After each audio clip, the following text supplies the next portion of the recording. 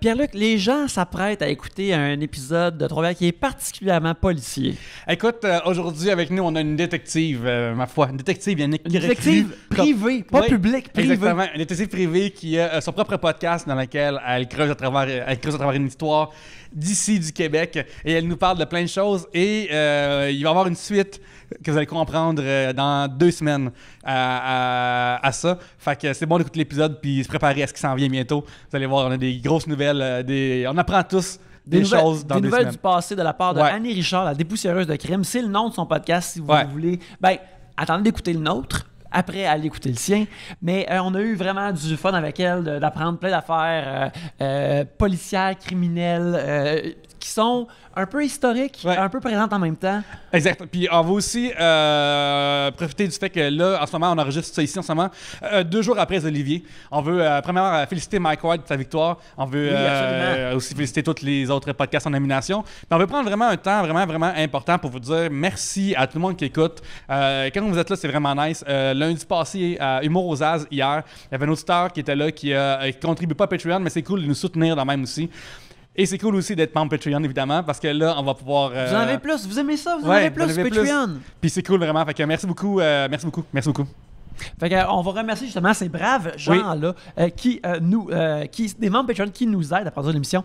On veut remercier Philippe Marcotte, Dave Dubé, Ghislain Duguay, Alexandre McGrath, Gabriel Quinn, Émile Brabant, Jean Côté, Jess Bruno, Eileen McCall, Éric Roy, Samuel Masse, Véronique Desnoyers, Chloé Ricard, Martin Brisebois, Le Fat Pack, Nicolas Fréchette, Myriam Lefebvre, ainsi que JD. Mais c'est pas tout. On veut aussi remercier les gens qui se sont joints au Patreon récemment. Bienvenue à vous dans la grande tente du Patreon. Et j'ai bien sûr nommé Martin Bérubé, Hubert Gauthier, Christophe Staes, Alexandre Ruel, Steve Meggers et Mathieu Bertrand. Merci énormément pour de vrai. Tu sais, moi, Yannick et Gabriel, on passe énormément de temps à faire Trois-Bières. On fait 52 épisodes par année, ils sont gratuits. C'est de la job. Genre, toutes les émissions de radio, de télé que vous écoutez, ils ont toute une saison qui prennent de off, au moins une. Des fois, c'est 2 saisons off, ils sont là juste une saison sur 2. Pense à ton émission de radio préférée. Ils ont-tu des shows dans les fêtes? Non! Exactement. Fait que... Puis ça demande beaucoup de temps. Fait que quand vous êtes sur Patreon, vous nous aidez à faire ça. Vraiment, vraiment. Puis ça serait plate de demander d'arriver à un moment où est-ce qu'on peut plus le faire. Fait que merci beaucoup à ceux qui sont là parce que, une fois plus, c'est important pour nous. Et sur Patreon, d'ailleurs, il y a des... dans le temps des fêtes, il y a beaucoup de monde qui font de la route. Ils savent pas quoi écouter. Mais sur Patreon, là, quand t'es abonné, t'as le droit à toute l'archive pour aussi peu que 2$ par mois. T'as toutes les podcasts qui sont sortis en exclusivité, c'est-à-dire d'avance. Les podcasts de 3 bières. Fait que pour 2$ par mois, tu as ton 3 bières le lundi, le du vendredi. Fait que tu vas l'avoir d'avance déjà. Et, pour 4$, tu as accès à tout le reste. Tu as accès à toute notre banque de clandestins, de voyeurs de vue. Yannick, qu'est-ce qui s'est passé aux Olivier? Je pourrais le raconter mais tu pourrais aller sur Patreon pour nous entendre en parler le avant, le pendant et le après Olivier. Yannick et moi, on a passé du temps à la taverne avant Olivier pour parler de tous les dénouements qui sont passés avant l'émission. C'est un arc particulier parce qu'on est comme un peu craqué de boire. Après, on est déshydraté aux Olivier, on veut boire. Puis là, après... On a bu. On a bu et ça s'entend. Fait que c'est vraiment, on vous a amené à travers... Puis ça, une fois plus, c'est du temps qu'on met. Fait que merci beaucoup d'être là. Merci, c'est tellement apprécié. Merci beaucoup d'être là. Alors, on va terminer cette belle intro-là pour céder place à l'épisode.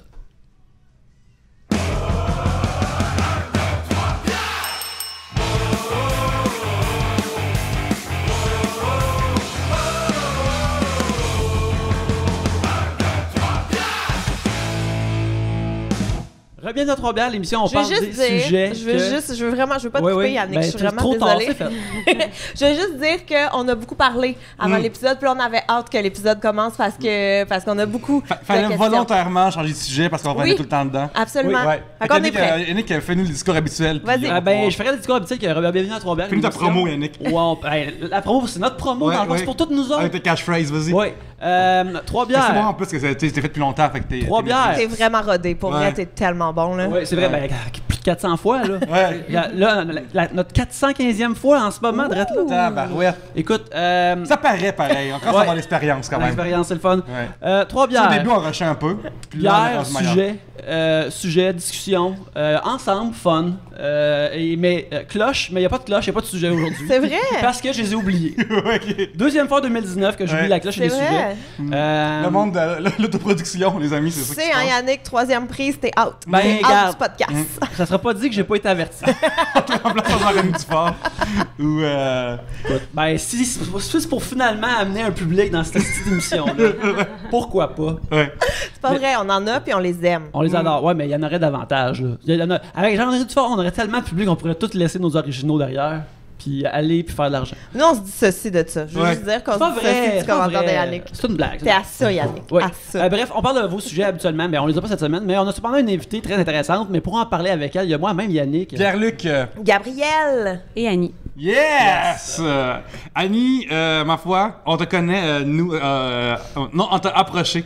Gabrielle, vas-y, je suis trop excité. OK. Bon, alors, Annie, tu es, je vais dire, l'âme du podcast La Dépoussiéreuse de crime, qui a commencé à l'automne. Oui. Là. Et dans le fond, tu es derrière ça, tu réexplores, tu rouvres, tu regardes, je sais pas c'est quoi le bon terme pour ça. Tu dois savoir, Annie, le Tu terme. revisites? Oui, c'est ça. Enquêtes. Des enquêtes pas réouvres, parce que quand on dit ouvrir, habituellement, c'est vraiment ouvert à la police, ou en tout cas, une enquête là, ouverte. Mais là, c'est de revisiter, dans le fond, puis de voir qu'est-ce qu'il y a avec la technologie du jour. Dans le fond, surtout les recherches qu'on peut faire maintenant plus facilement, le 2.0, qu'est-ce qu'on peut revoir là-dessus. Puis au début, il y avait ta page, t'avais fait une page Facebook, puis il y avait beaucoup de vieilles coupures de journaux dedans. C'est ça, c'est que tu avais comme fait un travail d'archivage de trucs criminels de par Montréal, si je ne m'abuse, c'est ça? Il y a aussi, c'est ça, c'est comme un petit à côté qui m'amuse, c'est que dans le fond, à force de parcourir les journaux pour des affaires plus sérieuses, des fois, je trouve n'importe quoi, des choses des fois un peu comiques ou des faits divers de toutes sortes, dans le fond. Puis ça fait longtemps que je me dis, mais il me semble que, tu sais, j'ai souvent mis mon adresse, je vais mettre l'adresse de mes amis, je vais mettre les numéros de téléphone, voir mon grand-père, qu'est-ce qu'il a vendu dans la presse telle année dans les annonces. Ouais. Fait que ça devient un peu, tu sais, ça bifurque, là, souvent.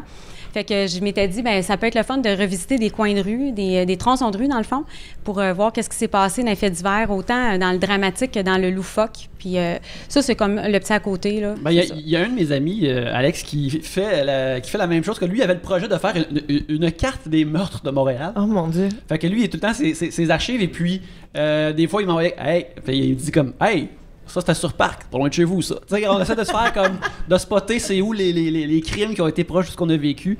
Est-ce que je peux te donner mon adresse? Tu vas pouvoir me dire si quelqu'un est déjà mort chez moi? Gabriel, tout le monde a quelqu'un qui est mort. J'ai des fantômes, j'aimerais savoir c'est qui. Ah, OK. Non, je le fais, oui, c'est ça, je le fais. Il y a comme une façon de le faire parce que il y a les journaux anglophones, les journaux en français aussi, des fois, ils vont écrire rue, avenue, tu sais, comme c'est des mots-clés qu'il faut que je rende successifs, qui fait que je vais avoir un maximum de résultats, dans le fond, selon le type de journal. Est-ce que tu veux parler plus directement dans ton micro, oui, là, pour aller plus? Parce que quand tu fais ça comme ça, on te perd un peu. Parfait. Et je veux que tout le monde entende ce que tu as à dire. Ouais.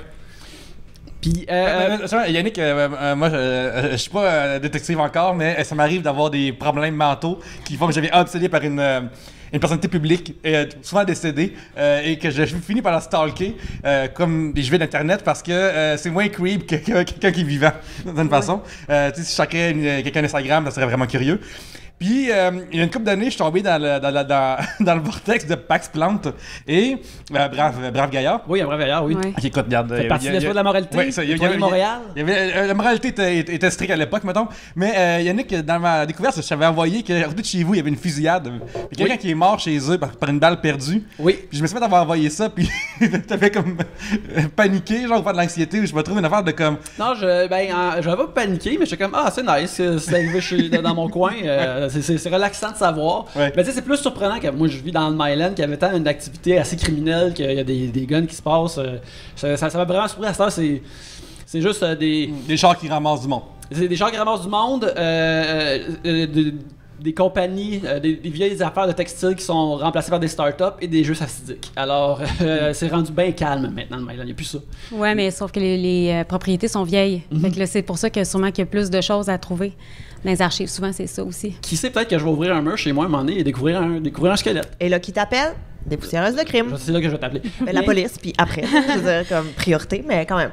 Puis, une affaire que ça, là, t'as commencé un podcast où tu parles d'une affaire en particulier, mais ça, c'est comme l'aboutissement d'un travail que tu as commencé à faire, dans le fond. C'est que tu as commencé à être comme, de ce qu'on comprend dans l'émission, d'être enquêteuse privée on the side. Fait que là, moi, quand j'ai entendu parler de ça, je trouve ça vraiment intéressant parce que je me demande comment qu'une personne peut devenir enquêteuse privée. Parce que dans la vie, tu me le disais tantôt avant qu'on enregistre, ton travail, tu es éducatrice spécialisée. Dans la vie, c'est ça ton emploi à temps plein. Ouais. Puis tu es aussi détective privé. Ouais.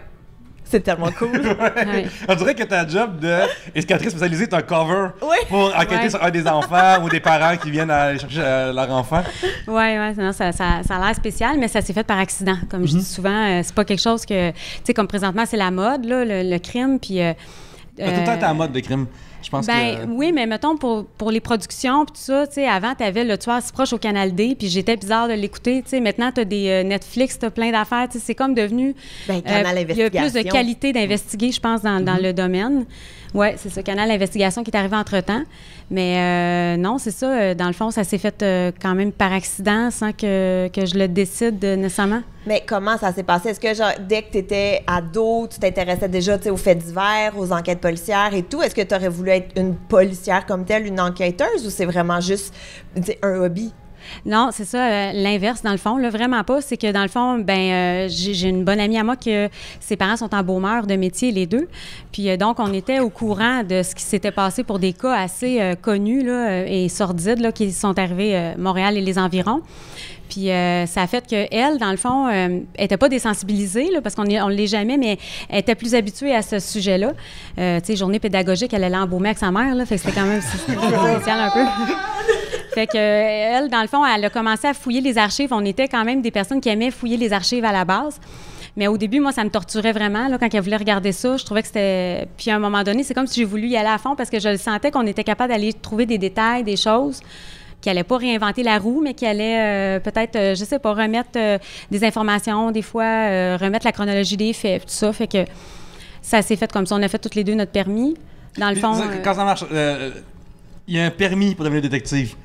C'est pas ça le terme, j'imagine, parce que je suis pas clinicien. Et la nomenclature, c'est pas mon affaire, mais comment ça marche, puis qui donne ça, puis juste savoir comment ça marche. Oui, la formation, c'est un DEP du ministère. Comment ça fonctionne? Dans le fond, le permis, c'est agent d'investigation. Ça se donne au bureau de la sécurité privée. Le permis à la même place que des permis aussi de garde de sécurité, tout ça. Là. Dans le fond, c'est 3 cours de collégial. Il y a un AEC ou un DEP qui se donne d'investigation, d'enquête et d'investigation, mais le cours qu'on doit prendre pour faire le permis, le minimum requis, dans le fond, c'est ce petit pré-programme. C'est même pas un AEC. Dans le fond, c'est juste 3 cours qui, après les avoir réussis, tu demandes au bureau de la sécurité privée pour avoir ton permis. Ce que ça donne, c'est surtout une crédibilité. Dans le fond, c'est comme si tu faisais partie un peu d'une... comment qu'on dit? Une association? Oui, c'est ça, de professionnels, qui fait que, dans le fond, je dois respecter une façon de faire. Moi, je le fais bénévolement parce que si j'ai pas mon bureau, ça prend un permis d'investigation, mais aussi un permis de bureau d'enquête si on veut exercer autonome. Tu sais, je pourrais être engagée par quelqu'un sans problème, mais si je veux être autonome puis charger des gens, ce que je fais pas, je vais avoir besoin d'un bureau, de payer à chaque année un permis de bureau d'enquête. OK. Mais ça serait cool que c'est cool qu'il y a finalement 4 cours, mais faut que tu découvres qu'il y a le 4e cours pour trouver l'examen final. Ouais, il t'attend derrière une brique. Là. Excuse-moi, j'arrête pas de... C'est vrai, c'est bon parce que mon ami avec qui je fais de l'enquête, justement, on s'était déjà dit, un jour, si on devient vraiment big puis on a un bureau d'enquête, on sait quel cas, quelles questions qu'on poserait pour savoir lesquelles qui réussiraient à parvenir à la réponse parce que ça nous a pris 2-3 ans, admettons. On sait que la personne, elle va être capable de le faire avec nous. Mais j'imagine qu'après ton cours, là, tu connais d'autres... je vais dire le mot détective, parce que j'adore le mot détective. Tu connais d'autres agents d'investigation, puis est-ce que là-dedans, il y a du... Quel genre de personnes sont attirées, comme, mettons, quand je suis actuaire, tu sais, je peux dire que tout du monde rationnel, du monde pragmatique, du monde qui était là, tu sais. À l'école de l'humour, tout du monde qui manque d'attention, puis qui ont des... tu sais. C'est quoi si on veut généraliser, c'est quel genre de personne qui... Ouais, qui était dans ton cours? Ouais. Ben c'est parce que ça va être difficile pour moi de le dire parce que mon amie Maude, elle serait plus parce qu'elle l'a fait sur les bancs d'école au Cégep Maisonneuve, mais moi, je l'ai fait à distance avec le collège d'Alma. Dans le fond, les places qui donnent ce cours-là, c'est toutes des places où ils donnent la formation de policiers aussi, parce qui ont toutes les techniques aussi, là, les lois, le code criminel, ces affaires-là. Puis, fait que je connais pas d'autres personnes qui font comme moi. Des gens qui font comme moi, mettons, ça va être plus comme dans les médias. C'est des recherchistes ou puis je les connais pas nécessairement personnellement. Dans le fond, c'est plus des familles de victimes, moi, que je vais avoir connues en faisant ça. OK. Ouais. Ouais, ça, c'est du monde. Là, c'est d'autres choses, ouais. Mais encore là, c'est différent d'une personne à l'autre. Et leur façon de réagir à ça, puis leur façon de vouloir ou non réenquêter leur affaire, c'est différent d'une personne à l'autre. Fait que dans le fond, au début, tu as comme juste fait ça pour le plaisir, pour t'officialiser puis avoir une technique de recherche efficace? Bien, c'est comme pour donner... ça aide à avoir... pas à délier des langues, mais à avoir des témoignages si on interpelle des gens, parce que dans le fond, moi, ce que je leur dis, c'est que si jamais, pour me faire confiance, c'est que, écoutez, si il y a quelque chose que je fais de pas correct avec l'information que vous me donnez, bien, vous pouvez toujours me dénoncer, parce que moi, j'ai pas le droit d'agir de façon non professionnelle ou qui est pas éthique là, par rapport à la profession. Fait que, dans le fond, c'est comme pour... c'est surtout un gage de garantie comme de crédibilité ou de bien faire les choses. Du mieux qu'on peut, parce que des fois, c'est un peu subjectif, là, aussi. Fait que, mettons, j'imagine que tu écoutes, mettons, une détective comme, mettons, Jessica Jones, elle qui a son bureau, d'ailleurs, aussi, alias. Mettons que... je pense qu'elle elle suit pas les règlements, je pense, qui ont été prédéterminés par des... Elle a quoi? Elle suit pas les règlements. Elle suit pas les règlements, je pense. Elle est un peu pactée, puis... Elle est un peu pactée, je te dirais. Ses propres règles. C'est ça, ouais, ses propres règles, mettons, tu sais. Fait que... toi, ça t'arrive-tu de regarder, genre, faire des fictions détectives, puis voir... Aïe, ça c'est vraiment pas cool, aïe, ça c'est pas vrai, puis ça te sort du truc, ou t'es comme, ah, c'est une fiction, puis pas grave. Ça arrive que je vais lire des livres ou que je vais voir des émissions. Souvent, j'écoute plus du québécois, là, aussi, parce que après ça, c'est plus dans ça que je suis capable de chercher, tu sais, les bases de données. Mais ça arrive que je vois des erreurs, là, des choses, tu sais, même des fois, des cas super résolus qu'ils en reparlent pendant une page de temps dans la presse 10 ans plus tard, comme quoi c'est pas résolu, tu sais, ou des choses comme ça. Mais non, c'est ça, vu que j'écoute pas beaucoup de séries, là...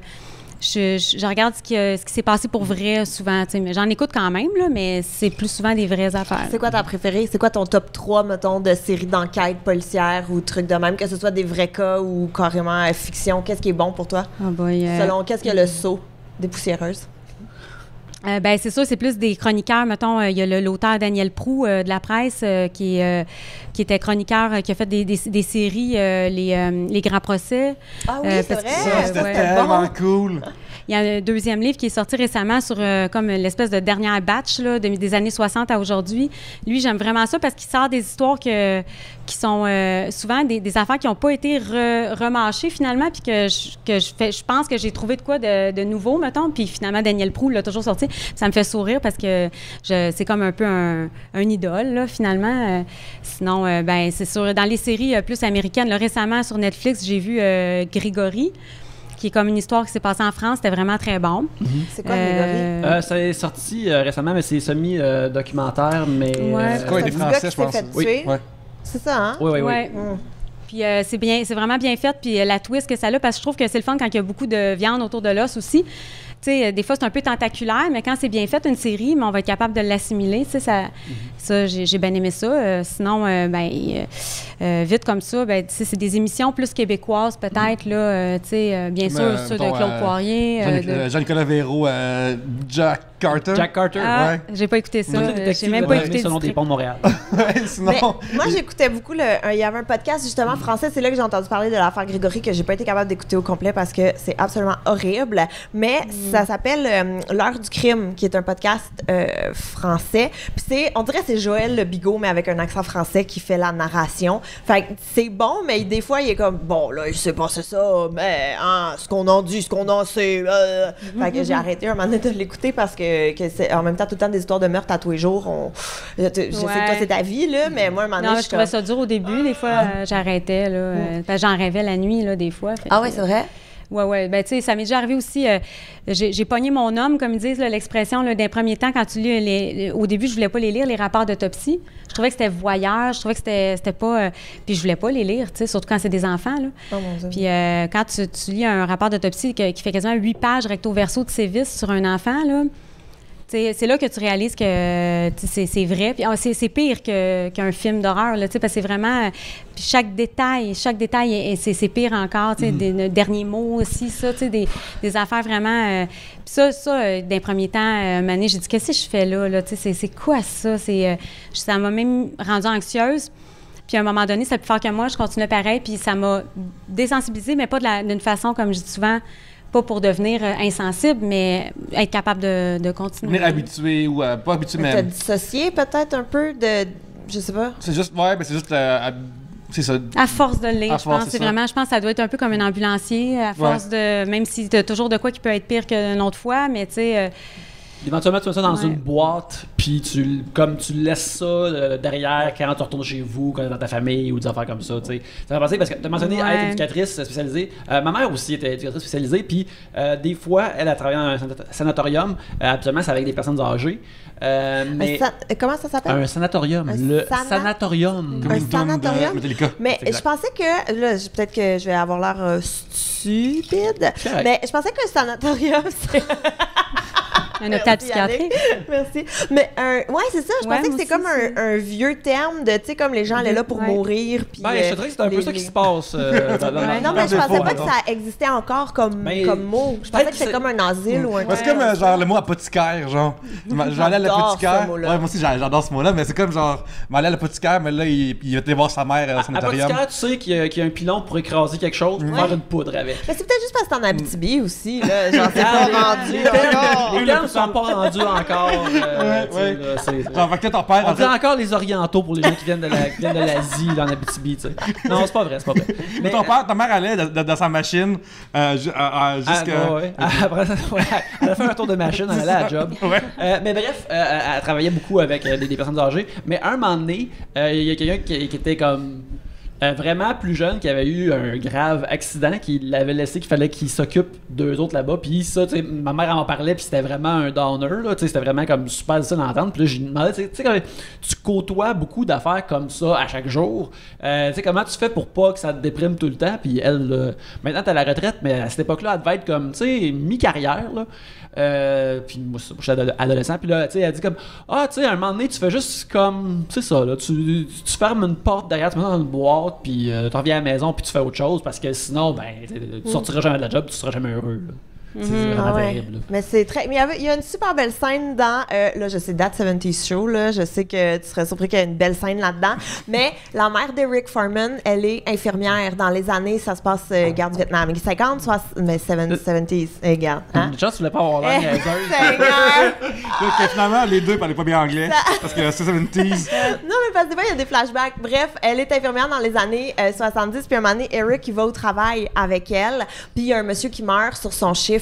Puis Eric, il est tout à l'envers, puis ils sont dans l'auto, puis ils reviennent à la maison après, puis il est comme, comment tu fais, maman, comment tu fais? Puis elle dit rien, puis elle fait juste mettre une toune dans le tapis, puis là, les deux, ils chantent. Mais c'est ça, c'est ce détachement, genre la ride de char de 10 minutes entre l'hôpital puis chez toi, mais c'est là que t'en profites pour comme tout sortir, puis avoir une vie normale après, mais ça doit être un peu ça que ta mère, elle devait faire, là, pour justement pas ramener toute la lourdeur à la maison. Cette distance-là entre la serre et Macamic, j'imagine que ça nettoie l'âme. tu laisses les choses derrière dans la ville du castor boiteux. Mais c'est pour ça le cliché. Moi, mon ex avait fait son cours d'infirmerie pendant c'est pas infirmerie, c'est ça qu'on dire? D'infirmière. C'est ça, parce qu'à cause du apothicaire et sanatorium, je commence à sortir les vietnams de l'époque. Là. Elle a étudié en soins infirmiers. En soins infirmiers, c'est ça. Hey, c'est vraiment gênant cette histoire-là. Mais ça fait qu'à un moment donné, elle avait eu à aller à la morgue en bas. Puis justement, puis c'est cliché, mais tu sais, siffler en faisant son travail juste pour. Parce que sinon, il y a un silence mortuaire, puis c'est vraiment spécial aussi. J'imagine que tu as fait tes tours à la morgue pour des voir. Non, parce que moi, la police, c'est même pas je suis qui, là. Je suis pas. Attends, faut juste que ton micro soit. Je m'interpose pas dans rien. Fait que c'est. Non, la morgue, je suis jamais allée. J'en ai vu des papiers d'identification, par exemple. Je sais que la personne qui faisait faire signer ça était la même pendant des décennies, là, parce que c'était toujours la même écriture difficile à déchiffrer. Mais je suis jamais allée là. Puis c'est pas que ça me fait peur, là, mais c'est pas... Mais t'as pas besoin, non? Non, il y a personne qui va me demander d'aller là, je penserais pas. Toi, vu que tu passes seulement sur des dossiers, mais après le fait, j'imagine que... Tu sais, mettons, je pense à Serial, okay? Serial, ils ont fait ça aussi. Un podcast parce qu'il y a eu un crime, puis après, des années plus tard, ils reviennent. Il y a eu du développement, hein? Non, là, à cause du Asia, qui était son testimony, là. son témoignage. Son témoignage, excusez-moi. Il va pouvoir faire un autre procès, mais ça va arriver Fait que comme... ce gars-là, dans Serial, il était en prison pendant comme 15 ans, 20 ans. Plus que ça, il est rentré en 98 ou 97, si je me trompe Fait pas. que là, il pourrait potentiellement sortir. Peut-être, à cause du... Faut qu'on en parle. à cause mais genre, j'ai oublié mon point, je vais m'en aller avec... C'est ça! Fait que là, ça, vu... il y a une partie... des fois, qui est enquête, puis t'as la partie aussi juridique, là, la partie genre, là, faut aller en cours, faut aller prouver ton affaire, puis là, ça se peut le policier, comme dans Making Murderer, faire des affaires louches dans l'histoire. Toi, est-ce que t'as tout l'ensemble de ce dossier-là, tu regardes ou tu regardes juste la partie, il s'est passé telle chose, ou... Je sors tout ce que je peux. OK. Quand je trippe sur un cas, là, ça a plus de bout, là, à quel point je peux même ruminer dans ma tête tout ce que j'ai pu. Je relance, si je sors... tous les dossiers possibles, à part si c'est super éloigné, puis parce que ça coûte cher, sinon les faire numériser par les archives. Fait que sinon, ben, j'aurais à me déplacer, admettons. Mais comme tout n'est pas toujours tout conservé, à part de vouloir lire le procès de Wilbert Coffin en Gaspésie, là, ça finirait plus, je serais obligée de me déplacer, mais sinon, habituellement, je les commande. Puis je sors tout ce que je peux sortir. Tous les articles, je fais comme la revue de presse qui appelle ça, je vais sortir tous les articles. Puis ça, les journaux, ben c'est souvent controversé parce que là, les journaux, ils peuvent avoir beaucoup d'erreurs, tu sais. Mais c'est pas grave parce que moi, je prends même les potins, tu sais. Quand rendu là, quand ça fait 30, 40 ans, je prends tout ce qu'il y a à prendre parce que des fois, il est là le détail, tu sais.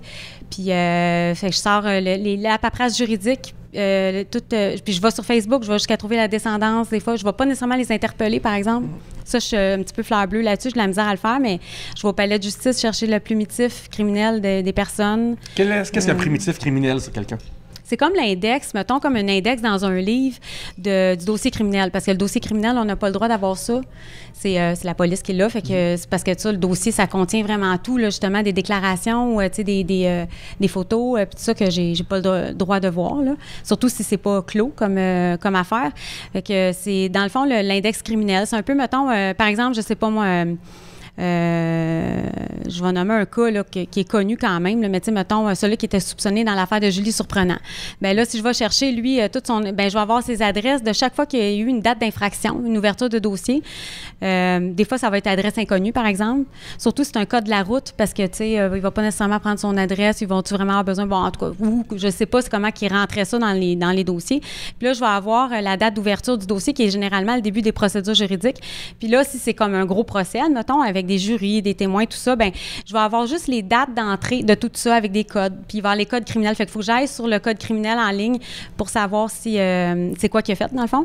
Puis si c'est avant 1985, il faut que j'aille corroborer avec l'ancien code criminel aussi, parce que là, ça peut être genre de quoi de super par rapport avec le... Ça a il changé. chiquait une gomme à l'église, le tabarnak. C'est ça. Moi, je disais souvent planter une fleur à mauvaise place. Ah, c'est vraiment...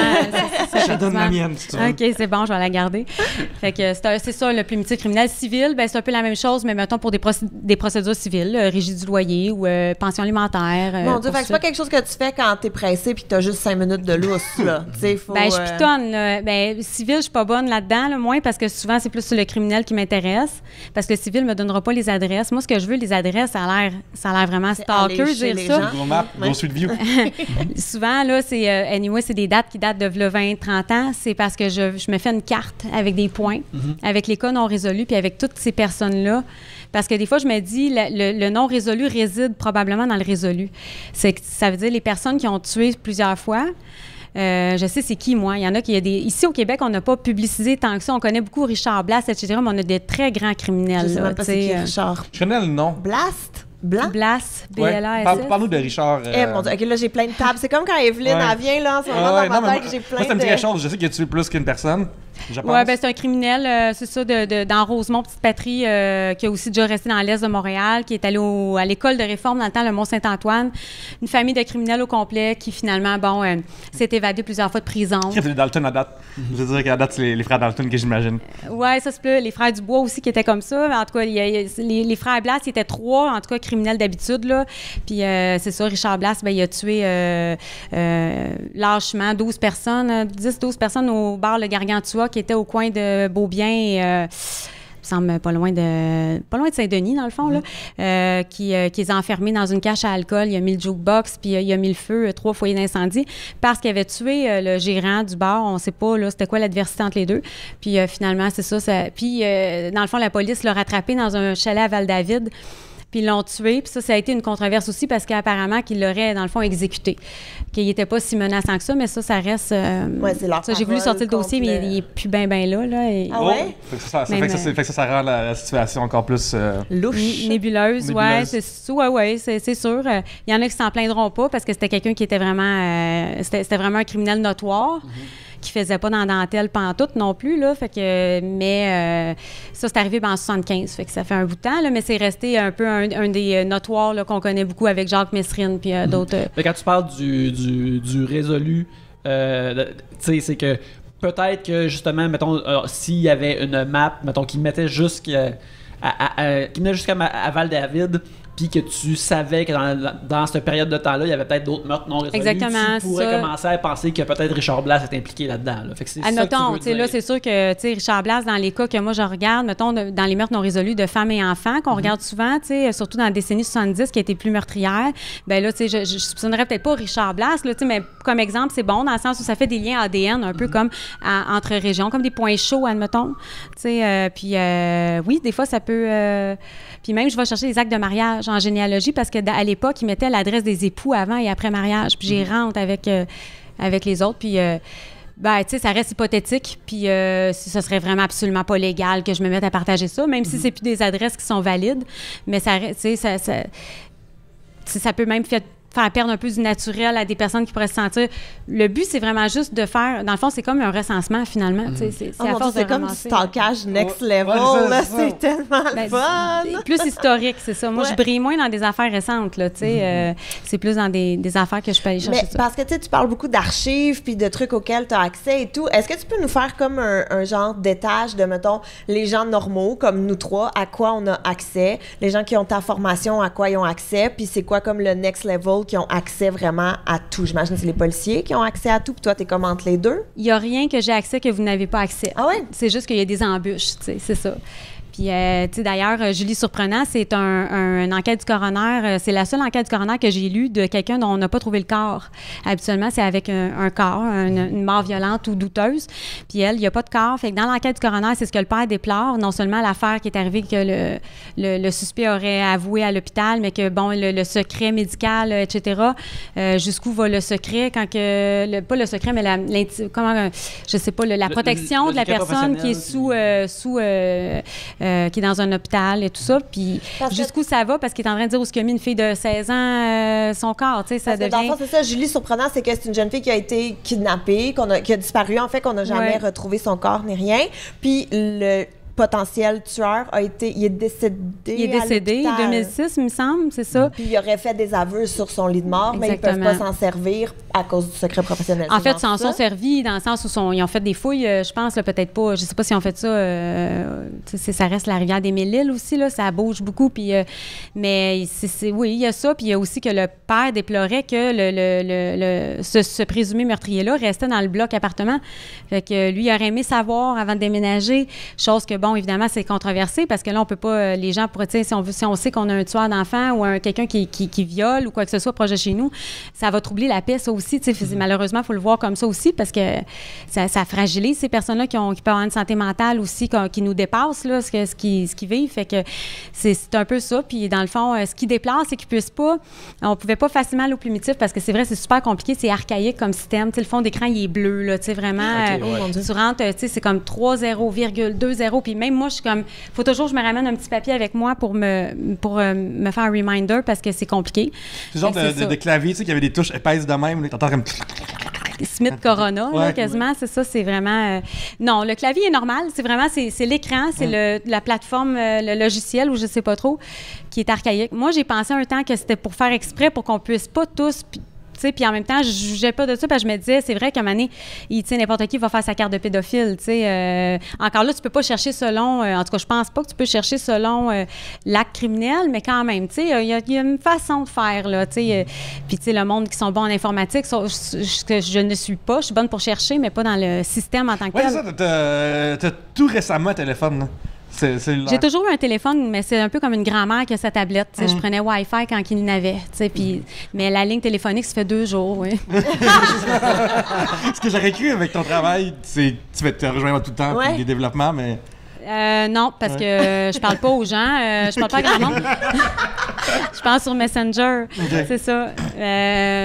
Non, parce que aussi, peut-être, je suis éducatrice spécialisée avec des jeunes, des enfants autistes. Fait que c'était pas vraiment nécessaire pour moi. Là, ça l'est devenu avec le temps parce que, bon, on n'a plus le choix, mais tu sais, ça reste que. C'est ça, je suis pas hyper technologique. Là, t'sais. Mais moi, je me demandais, tu parlais tantôt là, de registre. Avant, je pense qu'on devrait prendre une petite pause. Mais prends ta question. Ouais. Garde-la dans ton cœur et tu vas pouvoir la poser après cette petite pause. C'est là qui est beau. Ouais.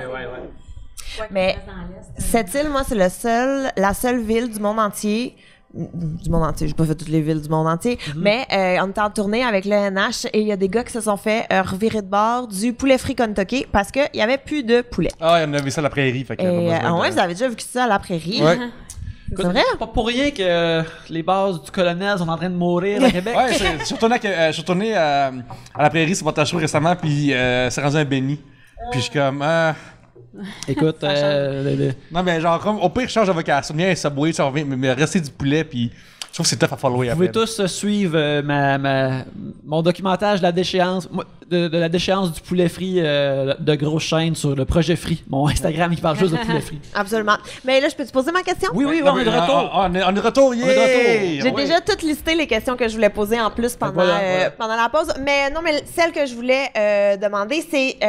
je sais qu'aux États-Unis, il existe un registre des délinquants sexuels. Donc, il y a vraiment une banque publique où tu peux aller, puis tu tapes ton adresse, puis là, tu vas voir où les gens qui ont commis, qui ont été fichés, habitent dans ton quartier, dans la ville, ou peu importe. Puis je me demandais, est-ce qu'il y a ça au Québec? Est-ce que tu peux trouver des gens qui ont été condamnés pour des crimes sexuels ou pédophilie ou viol ou des trucs comme ça?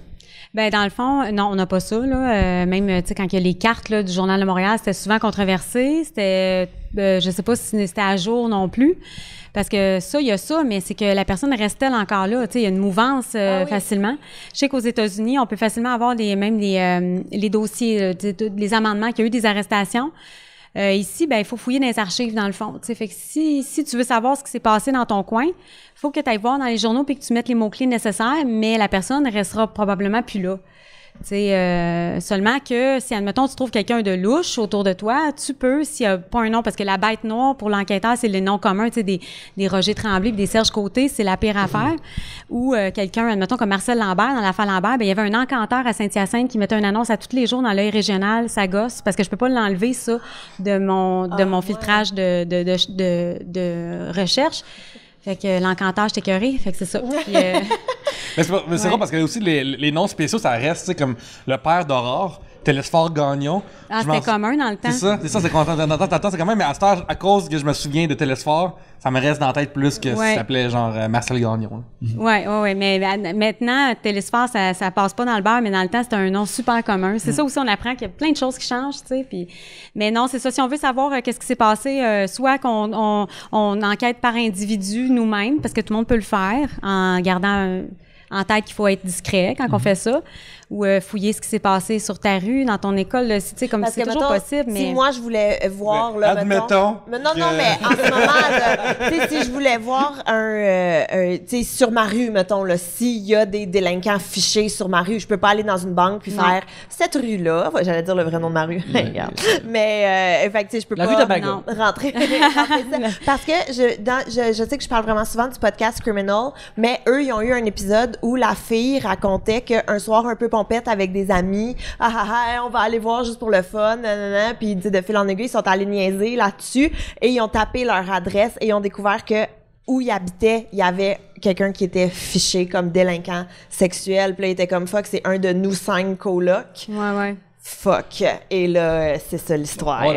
Ce film doit exister. Cut tout, générique, là, qu'est-ce qui se passe dans l'épisode cette semaine? Allez écouter Criminal, c'est vraiment un bon épisode. Bref. Mais un affaire, moi, que je suis curieux, c'est que tu as mentionné brièvement dans le dernier segment qu'il semblait avoir vraiment plus de crimes violents puis de meurtres dans les années 70. Est-ce que tu as comme une théorie là-dessus? Pourquoi il y en a moins? C'est quelque chose qui s'est descendu, qui semble amoindrir avec les décennies? Ou as-tu une idée de pourquoi c'était comme ça à cette époque-là? Ou Ben, il y a a la fameuse année fatidique 1977 qui est un peu partout, même justement au nord, aux États-Unis, pas très loin de nous, en Virginie puis ces coins-là, où on a eu énormément de cas non résolus de jeunes femmes.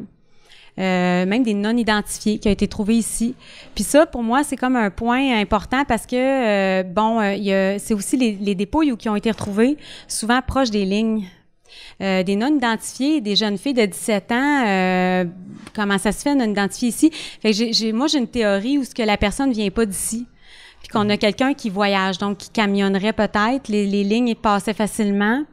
On a des très grands tueurs en Virginie, puis à Toronto aussi, notamment. C'est comme des endroits pas loin. Ben, juste cette année, récemment, il y avait un tueur en série dans le quartier gay de Toronto qui a vraiment sévi, puis que apparemment que justement la force policière de Toronto a pas exactement resté assis sur leur lunch, mais il aurait pu se lever plus vite, mettons. Mais c'est encore une affaire qui existe, mais ce que tu veux dire, c'est que face à ça, c'est qu'il y aurait justement des meurtriers qui se promènent plus puis qui sont plus prolifiques ailleurs. Là. Exactement, puis cette personne-là soit décédée ou soit... Ben, 7 ou 7, parce que là, je pense pas que c'est une personne... Là, moi, je n'irais pas jusqu'à penser parce qu'il y en a trop eu. Mais comme si... C'est-tu un courant, genre? Ça peut être, genre, mettons dans une bande de membres d'une secte ou, genre, des amis qui font... C'est comme comment ça, quand d'une shot, il y a soudainement 3 personnes ou 2 personnes qui commencent à faire ça dans le même coin? Ben dans le fond, c'est pas à ce point-là. Là, c'est pas si pointu que ça. C'est juste qu'il y en a eu beaucoup plus dans fin 70, début 80. Il y en avait énormément dans les années 50, mais là, les gens s'intéressent moins à ces années-là, tu sais, parce que là, on commence à parler en sépia, là, quasiment, ça devient fait trop longtemps. Moi, j'adore ça, mais c'est pas tout le monde qui aime ça. Mais 70-80, notamment les 3 enfants, c'est épouvantable dans Hochelaga Maisonneuve, 3 petits garçons en 84. Ça, c'est même moi, qui j'étais jeune, mais ça a changé beaucoup de choses. Là. Jouer dans la ruelle, là, c'était comme pas loin, puis tu sais, ça avait créé beaucoup de peur dans l'est de Montréal, en tout cas. Puis non, c'est ça. Je pense qu'il y en a beaucoup moins. On a eu une vague aussi dans les années 90 d'adolescents. Plus adolescents, garçons-filles.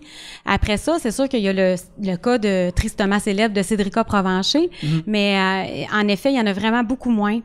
Premièrement, je pense qu'il y a le côté où le crime devient de moins en moins parfait avec tout l'ère numérique qui est présent depuis un petit peu plus les années 90, mettons. Les caméras de surveillance dans le temps, tout ça. L'ADN qui a été aussi non seulement découvert, mais utilisé, parce que ça a le temps que ça utilise. L'ADN que c'est présent là, dans les enquêtes. Ça a été découvert, je pense, en 86, mais avant que ça devienne, tu sais... acceptable dans les... en fait, fiable, puis aussi qu'on puisse faire des corrélations. Là, les corrélations vont devenir quelque chose là, dans pas long. J'imagine que ça devient quasiment qu'on peut savoir l'origine même, tout ça, mais... C'est ça, fait que c'est... à quel point ils ont dû résoudre quand même une grosse batch de crimes grâce à l'ADN? Il y en a qu'on sait pas. C'est ça que je trouve spécial, c'est qu'on passe... Tu sais, la police s'est beaucoup pointée du doigt, mais moi, je me suis rendu compte à force de fouiller, puis c'est pas pour prendre le bord de personne, comme je dis, moi, je travaille pas avec eux autres non plus, mais je me suis rendu compte qu'il y a plein de cas où il aurait pu se vanter, là, vraiment... Dans des cas, comme moi, j'avais écouté une émission qui s'est passée, c'était une série aux États-Unis, où en Floride, il y avait par ponction dans un vieux bout de crâne d'une fille, ponction dans un os, là, tu sais, quand même, des années de 1982, je pense, qui avait réussi à faire la corrélation avec l'ADN, parce que ton ADN la plus près, je crois, c'est ton frère ou ta sœur, parce que c'est le même bagage génétique. Puis il avait réussi à savoir que c'était elle, finalement, ce crâne non résolu-là qui avait été retrouvé. Mais on en a eu un récemment ici, un cas comme ça, puis je le nomme pas, je me dis peut-être qu'ils le nomment pas parce que les parents, le temps de, tu sais, bien, même si ça datait des années 70, je sais que ça a été nommé ailleurs, mais moi, je fais attention à ça. De toute façon, ça donne quoi, là? Mais tout ça pour dire que je trouve que c'est assez brillant, là, puis que c'est... moi, ça m'a donné confiance de voir qu'on a des résolutions, mais ils en parlent pas tout le temps. C'est pas leur rôle. Si les médias y en parlent ou si un porte-parole de la police en parle, ça arrive, mais il y a des fois où je me dis, ça serait peut-être bien que le monde sache, par exemple, que ça arrive quand même, là. Mais avec toutes ces ressources-là, moi, si je suis à toi, c'est juste moi. Peut-être que je suis quelqu'un qui a des bonnes raisons de pas avoir ces papiers-là. Là. Mais moi, c'est clair que je passerais au fin-pain tout le monde qui est dans ma vie. Là, ou genre le livreur de pizza avant de faire hey, c'est qui votre gars? OK, puis j'irai voir si...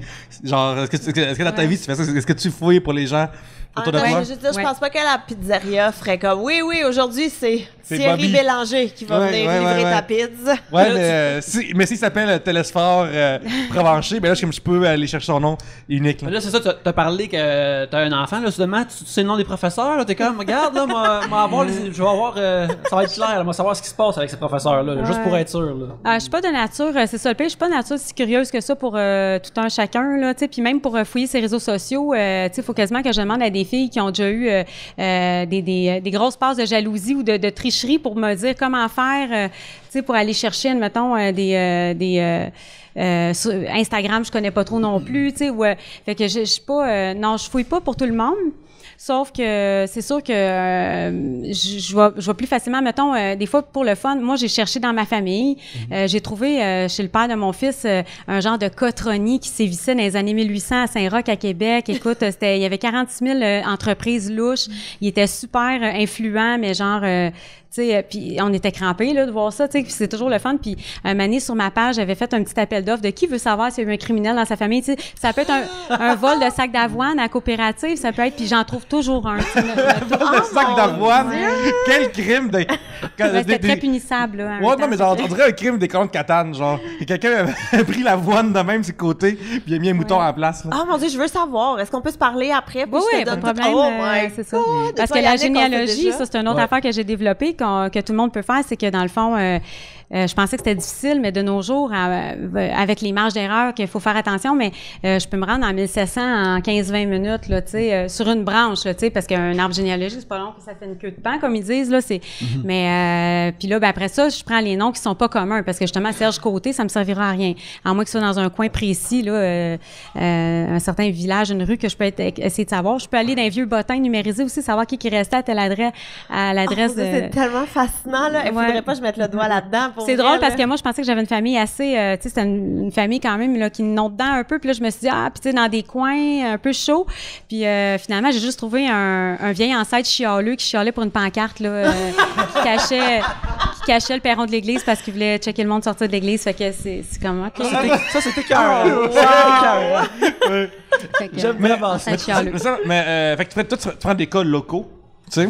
Genre, admettons, je connais quelqu'un, il y a un podcast qui est Dominique Olivier, c'est vraiment le fun. Puis lui, il était adopté, tu sais. Fait que mettons que, c'est pas mon cas, mais mettons qu'il y a des gens qui veulent trouver leur famille adoptive, biologique.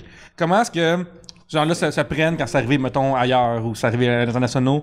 Comment est-ce que tu trouves une affaire avec... parce que vu que tu parles d'archives, au début, tu n'as pas peux pas faire la généalogie de quelqu'un qui s'alignait, va facilement s'en aller ailleurs, par exemple. Mais récemment, c'est drôle que tu en parles parce que je me suis abonnée à un groupe de gens qui cherchaient puis là, ça devient une maladie, tu sais, parce que je pense avoir trouvé l'enfant de quelqu'un qui cherchait, en tout cas, parce que comment ça va? Là, il y a des groupes Facebook de gens qui cherchent leurs enfants? Oui, tu sais, ben, leurs enfants, parce que dans une époque où l'enfant était illégitime, là, on parle d'une autre époque, là, tu sais, qu'il n'y avait pas le choix des filles mères, mais dans les années, tu sais. Puis, en tout cas, j'essaie d'aider les gens là-dedans, mais là, il y a quelqu'un qui a mis sur le groupe attention, une détective privée qui va peut-être tout voler vos informations. Puis l'ADN, donnez pas votre... l'ADN, si je pouvais faire de quoi avec ça, là, je ferais de bien grandes choses, là, tu sais. Wow, l'ADN, je prends pas l'ADN. Moi, faut toujours que je rappelle aux gens que ce que moi, je cherche, c'est de nature publique. Tu sais, que tout le monde peut le trouver. Tu sais, les archives de journaux, le plumitif. Même, le monde ne savent pas, mais en ligne, il y a un site qui s'appelle Sokige, dans le fond, que tous les gens du milieu du droit connaissent, là, c'est les petites créances aussi là-dedans. Mais dans ça, il y a aussi les cours d'appel, parce que je pense, puis là, peut-être que je parle à travers mon chapeau, les cours d'appel criminels, c'est que ça devient public parce que c'est un peu l'affaire de tous, parce que c'est comme si la justice t'a pas rendu justice, c'est un peu ça, je pense. Fait que dans ça, il y a des petites perles, là, tu sais, tout ce qui a été dit sur l'affaire, l'espèce d'opération Mr. Big, Cédrica Provencher, nom qu'on nommera pas, tu sais, tout ça, c'est tout là parce que c'est allé en cours d'appel.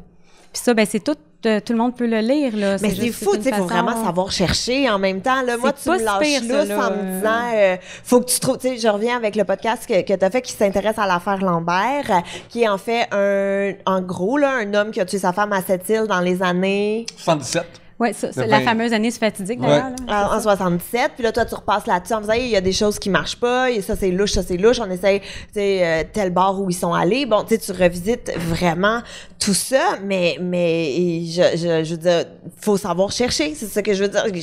Moi, tu me lâches là, avec juste l'affaire Lambert, trouve des informations. Là, un moment donné, tu tombes des affaires, puis là, tu tombes sur Monsieur Sexe, puis là, il y a l'épisode de Je dans... que son nom, c'était Monsieur Sex. Ouais. C'était incroyable. Dans l'épisode où vous y avez parlé, Mais- d'ailleurs, ça, il est sur le bord d'être un personnage de sketch, mais il est aussi une véritable personne. Puis là, tu l'écoutes Ouais, tout le il long. est comme à 2 niveaux, c'est ça. Il y a c'est- plusieurs niveaux, puis vous, toi puis votre co-animatrice, vous y parlez comme vraiment straight, direct. Puis là, il dit tout le temps des affaires que, tu sais, nous autres, vu qu'on est des colons qui font des blagues, on pense tout le temps comme, oh my god, il a dit ça, c'est drôle. Nous autres, vous êtes de glace, vous êtes comme, ah ouais, vous étiez là, puis blablabla. Mais C'est super intéressant. C'est Ouais. quoi un show de sadomasochiste? Je comprends pas. Il se fouette sa scène? C'est quoi? C'est de la porn Ah, ça allait live? plus que là. C'est quoi? Si des coups, en tout cas, hey, on va pas trop le décrire, les gens iront dans l'épisode. Mais Où il rend l'enquête coroner où il a dû le reproduire, tu sais, dans le fond. Il a dû ça, le là, reproduire incroyable. en après-midi. Devant en un juge, puis faire comme. Là, c'est le bout où Devant je la un jury, fouette. devant un jury, Devant un jury, là, c'est le bout où je la fouette, puis là, elle a kické ma moto, Non, puis. mais c'est parce que vous l'expliquez pas dans le podcast, c'est quoi un show de sadomasochisme? Ben, même là, je pense pas qu'on pas. savait c'était quoi. Non, mais mettons que c'est plus, puis que c'est quoi, hein, chose sur masochiste? J'ai aucune idée, je comprends Non, mais je même parle pas. genre- Ben, c'est l'époque du freak show, hein. C'était dans le temps un peu du Palais des Nains. Dans ce même bar-là, j'ai Il y trouvé avait des un articles. palais où des c'est- nains, excuse-moi. Ouais. Ben, il y avait même du Ambulant. lancer de nains. Il y avait La catapulte de nains. Mais ça, c'est encore actuel, là, lancer de nain, genre, dans le sens que le lancer de petites personnes, il y a un gars qui s'est présenté à la CAQ, là, qui a fait ça récemment, puis la petite personne était d'accord avec ça, puis c'est un Non, genre mais de Ben, freak show. c'est ça. J'avais Mais jamais c'est entendu comme moi. la grosse femme qui rit. Palais. Tu sais, c'était Une l'époque. grosse femme qui rit. Oui, c'était comme Parc Belmont, en tout cas. C'était, tu sais, du monde qui sont utilisés un peu en bête de foire, mais consentant. Mais jusque-là, OK, consentant, mais tu sais, en tout cas, tu sais, ils sont payés quand même pour le faire. Puis, tu sais, il y a déjà eu des histoires un peu plus sordides où on a appris qu'il y avait des déficients légers qui allaient sur scène dans des cabarets à Montréal, Trois-Rivières, ces coins-là, puis qui se faisaient payer en billets d'autobus, là, tu sais, pour aller faire rire d'eux. Fait que ça, c'était très... P.T. tu sais, Burnham, ça, c'est il y a pas si longtemps que ça, là, les années 80, mettons. Mais ça, c'est ça. C'était une époque où ils se contentaient pas juste les danseuses. T'avais, tu sais ça, un moment donné, c'était une naine. T'avais Bébé Papillon, la femme qui pesait, je pense, 560 livres, là, tu sais. C'était, puis à ces cabarets-là, de temps en temps, ils recevaient des fois, c'était des shows qui avaient l'air, un hypnotiseur, tu sais, il y avait des shows, c'était des places pas nécessairement miteuses, là. C'était couru, c'était des endroits, tu sais, que les gens aimaient aller, mais qu'il fallait être wide open, là, quand même. Puis le show sadomasochiste, ben c'est ça, c'était vraiment une reproduction sur scène de sadomasochiste qui allait jusqu'au meurtre, là, dans le fond. Tu sais, il était trash. Nous, avant qu'on le rencontre, moi, j'y avais parlé déjà, là, puis je savais pas qu'il était à ce point-là, tu sais, là, jusqu'à lancer des bouts de foie qu'il achetait à l'épicerie, puis tout ça. Tu sais, ça, je l'ai appris live quand on y parlait, là. C'est pas vegan, ça, c'est dégueulasse. Non, ouais. Ouais, c'est ça. Ah, mais tu sais, excuse-moi, moi je paye un billet pour aller voir un show, je reçois un bout de foie, je suis en tabarnak, je vais me faire rembourser, là. Ouais, Qu'est-ce que c'est ça? m'avait vu sur Yelp. Mais comme j'ai dit dans l'émission, par exemple, Yvon Lamotte, qui est Monsieur Sexe, qui nous a... ouais, c'est le fun. Monsieur C'est Lamotte. pas un nom- Monsieur Lamotte. C'est pas un nom qui fit avec sexe. on Tu dit. comprends qu'il y a un nom de scène. tu C'est sais. son nom de scène. Puis, mais lui, il a été jugé souvent, évidemment, à sa famille. Eh oui, tout c'est tu ça. sais. Puis s'il y a bien une personne que j'étais pas sûre d'interpeller, ben c'est Monsieur Sexe, tu sais, quand même. Arrêtez de dire ça. Fait que j'ai vraiment étudié l'affaire, puis j'y ai écrit, puis finalement... Tu sais, puis puis j'y ai expliqué après, comme lui, comme d'autres, j'ai dû regarder au plumitif s'il y avait quelque chose, parce qu'avant de l'interpeller ou d'aller chez eux, parce que c'est chez eux qu'on est allé, là, quand on l'a interviewé, ben, faut que je sache si ça va être correct, parce que faut pas agir non plus trop. Ben, tu te renseignes tellement sur tout aussi. C'est clair que tu vas te renseigner sur cet aspect-là aussi. Ouais, là, absolument. Parce que moi, de toute façon, lui, je l'avais sorti son plumitif parce que je le cherchais à l'époque. C'est mon ami Pascal Pilote qui m'a aidé à le trouver sur Facebook parce que finalement, il y avait encore des photos de ses affaires. Puis en tout cas, bref, tout ça pour dire que finalement, il était pratiquement blanc comme neige, dans le sens où il y avait rien de, tu sais... C'est juste un excentrique, dans le fond, là. Oui, c'est un excentrique, c'est un gars qui assume pleinement qu'on va trouver ça un peu spécial, son époque, puis qu'on va y poser des questions, tu sais, c'est un monsieur qui est fier, mais qui en même temps est conscient là, qu'il y a 2 niveaux à voir dans ça, le niveau qu'on veut étudier, cette affaire, le fait que cette époque-là existait, puis le niveau qu'on trouve ça, tu sais, weird, mais oui, mais il l'assume très bien, puis il est super gentil, super généreux, puis toutes ces cassettes étaient cordées, puis il nous montrait ses affaires, puis c'est un musée. Ça? Non, parce que c'était des cassettes. Il s'est fait transférer entre-temps. C'était les 8 tracks, ou en tout cas, tu sais, c'était pas... c'était des ou bêta, là, je sais pas. En tout cas, même moi, j'ai pas eu les appareils pour écouter ça. Mais bref, c'est drôle parce que c'est la personne où on pourrait le plus juger que dans ça, puis que même son show a été mis en cause et que finalement, c'est lui qui nous a le plus aidé. On s'entend, il nous a pas apporté de très grandes réponses, mais quand même des bonnes pistes, là. Puis, il était documenté. Mais là, t'as parlé des paladins, puis ça, de Monsieur Sex, puis tout ça. Tu sais, tu pensais... Une des affaires que tu devais pas te douter quand t'as embarqué sur ce chemin-là, c'est qu'à un moment donné, t'allais apprendre comme... du théâtre weird, genre... il y a plein de choses que... Ces époques-là. Y a-tu, genre, des milieux que tu pensais pas découvrir, des trucs qui sont plus, justement, il y a une couple d'années, une couple de décennies que tu as découvert par tes enquêtes et avec les gens que tu as travaillé, comme des trucs comme ça, ou as-tu déjà découvert d'autres affaires comme ça? Sur des gens que je connais, mettons? Mais mettons, tu sais, là, t'as découvert comme, tu sais, une scène de théâtre vraiment weird. T'as-tu déjà appris, mettons, qu'il y avait un commerce dans une ville que tu pensais qu'il existait pas vraiment parce que c'était une ville plus loin? Ou y a-tu des autres affaires comme un plus saugrenu comme ça que t'as vu dans tes recherches? Ben, tu sais, ça va m'arriver de trouver, admettons, des affaires sur des criminels que dans le temps qu'ils étaient pas notoires, puis que je fais, il a déjà fait ça. Ou admettons, des gens ou trouver quelque chose qu'on m'a demandé que j'ai pris du temps à chercher, que j'ai jamais réussi, puis que finalement, il me tombe en pleine face en fouillant pour d'autres choses. Trouver des affaires, évidemment. Moi, j'ai une série d'Hold Up manquées, là, j'adore ça, là. Moi, là, le film Snatch, c'est mes films préférés, là, parce que tous des criminels épais qui font des erreurs, là, c'est mon fucking jam. Parce que moi, je me suis fait voler, cambrioler, puis en 2017, puis la personne a échappé son cellulaire chez nous avec ses photos en selfie, puis les textos des vols de la veille. Puis il y avait ces empreintes de pas sur mon divan, mais je peux lire la marque de souliers, je peux savoir quel nombre de gars il avait bu dans une bouteille pleine. Fait que, tu sais, l'identité judiciaire a été chez nous pendant, j'étais contente, tu sais, c'était comme si le Canal D était chez nous pendant je sais pas combien de temps. Le gars, évidemment, s'est fait prendre. Puis le lendemain, je fouillais pour de quoi dans les journaux de la Gaspésie, puis j'ai trouvé un homme qui s'est fait prendre parce qu'il avait échappé son œil de vitre. C'est un cambriolage à Gaspésie, fait que... Avez-vous vu récemment, ça, c'est cette semaine, je l'ai envoyé à toi, Yannick, en plus. Il y a un gars, je pense que c'est Shawinigan, Trois-Rivières. Je pense que c'est dans Mauricie.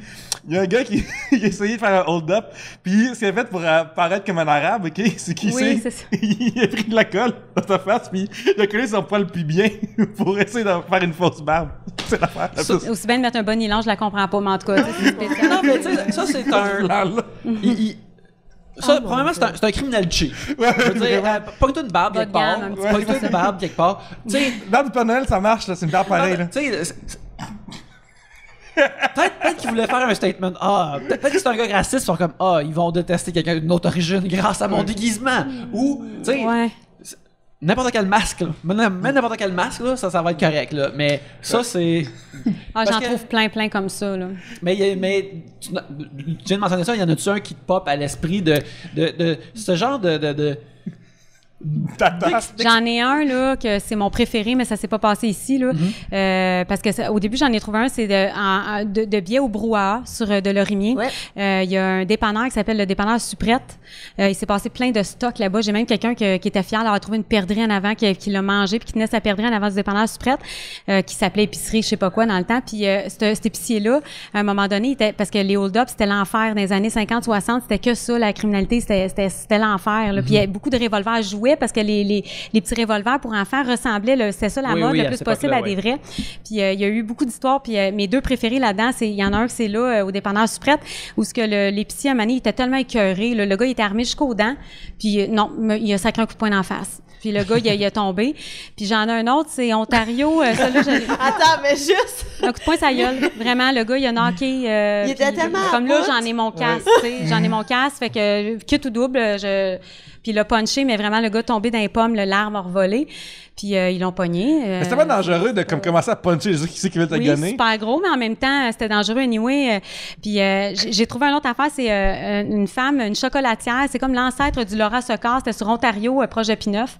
Puis ça, je l'ai mis dans un de mes textes. À un moment donné, c'était dans toutes mes hold-up manqués. Puis c'est un gars qui est rentré hold-up. Puis ça a l'air qu'il était armé pour vrai. C'était pas un revolver jouet.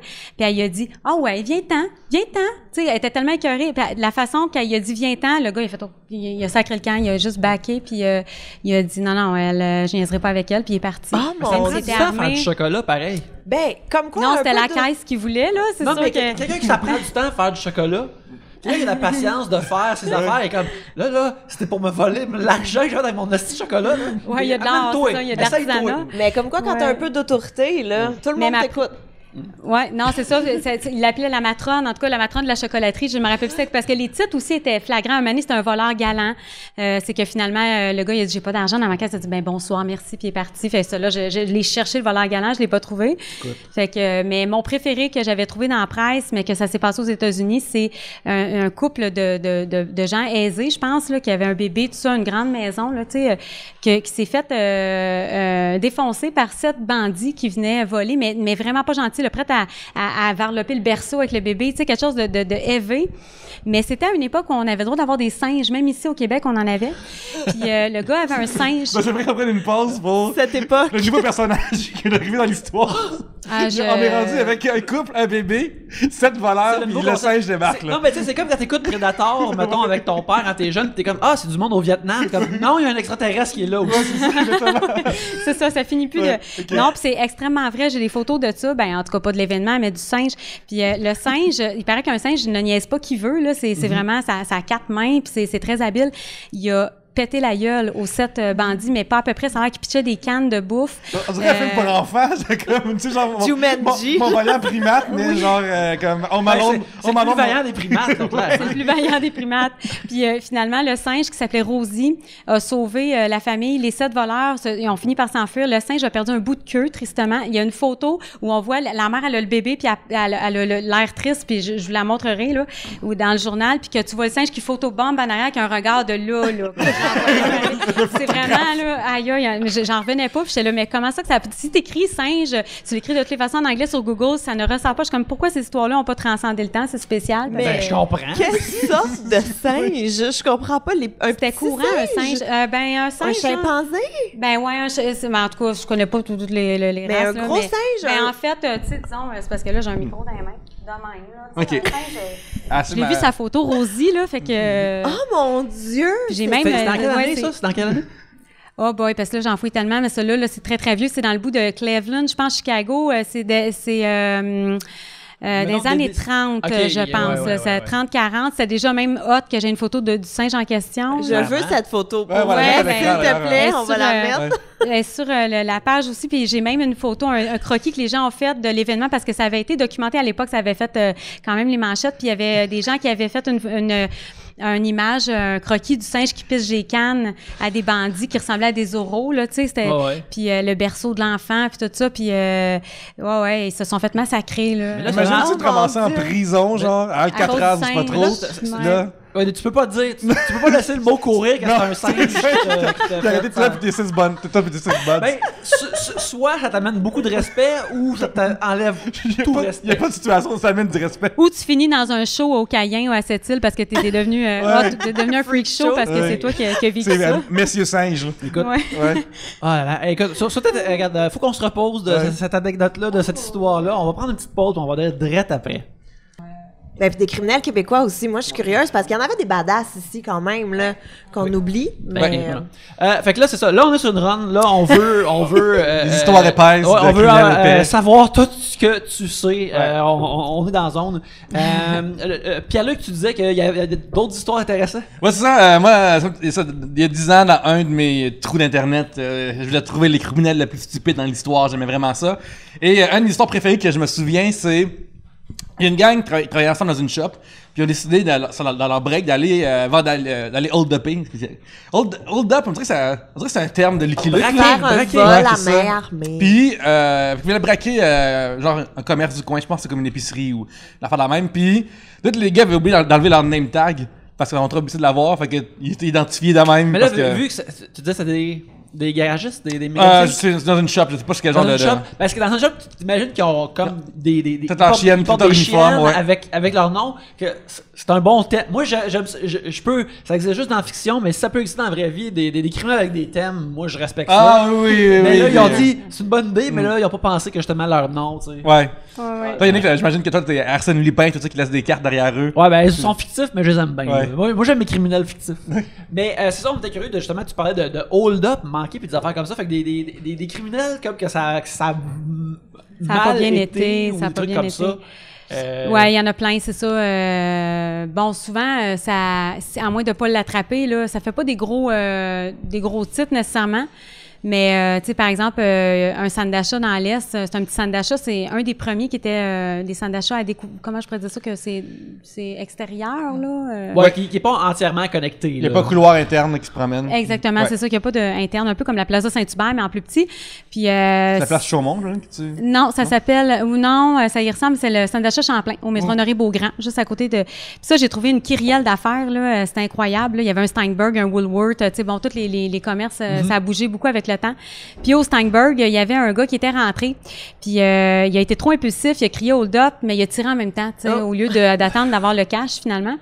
Puis évidemment, il y avait comme à peu près 100 clients dans le Steinberg, fait que puis il y avait pas une face. Moi, j'ai vu son mugshot, puis comme je dis souvent, il y a pas une face que j'écœurais longtemps. Là, je ferais pas un pet de sa bedaine pour le fun, tu sais. Puis là, fait que il a été reconnu.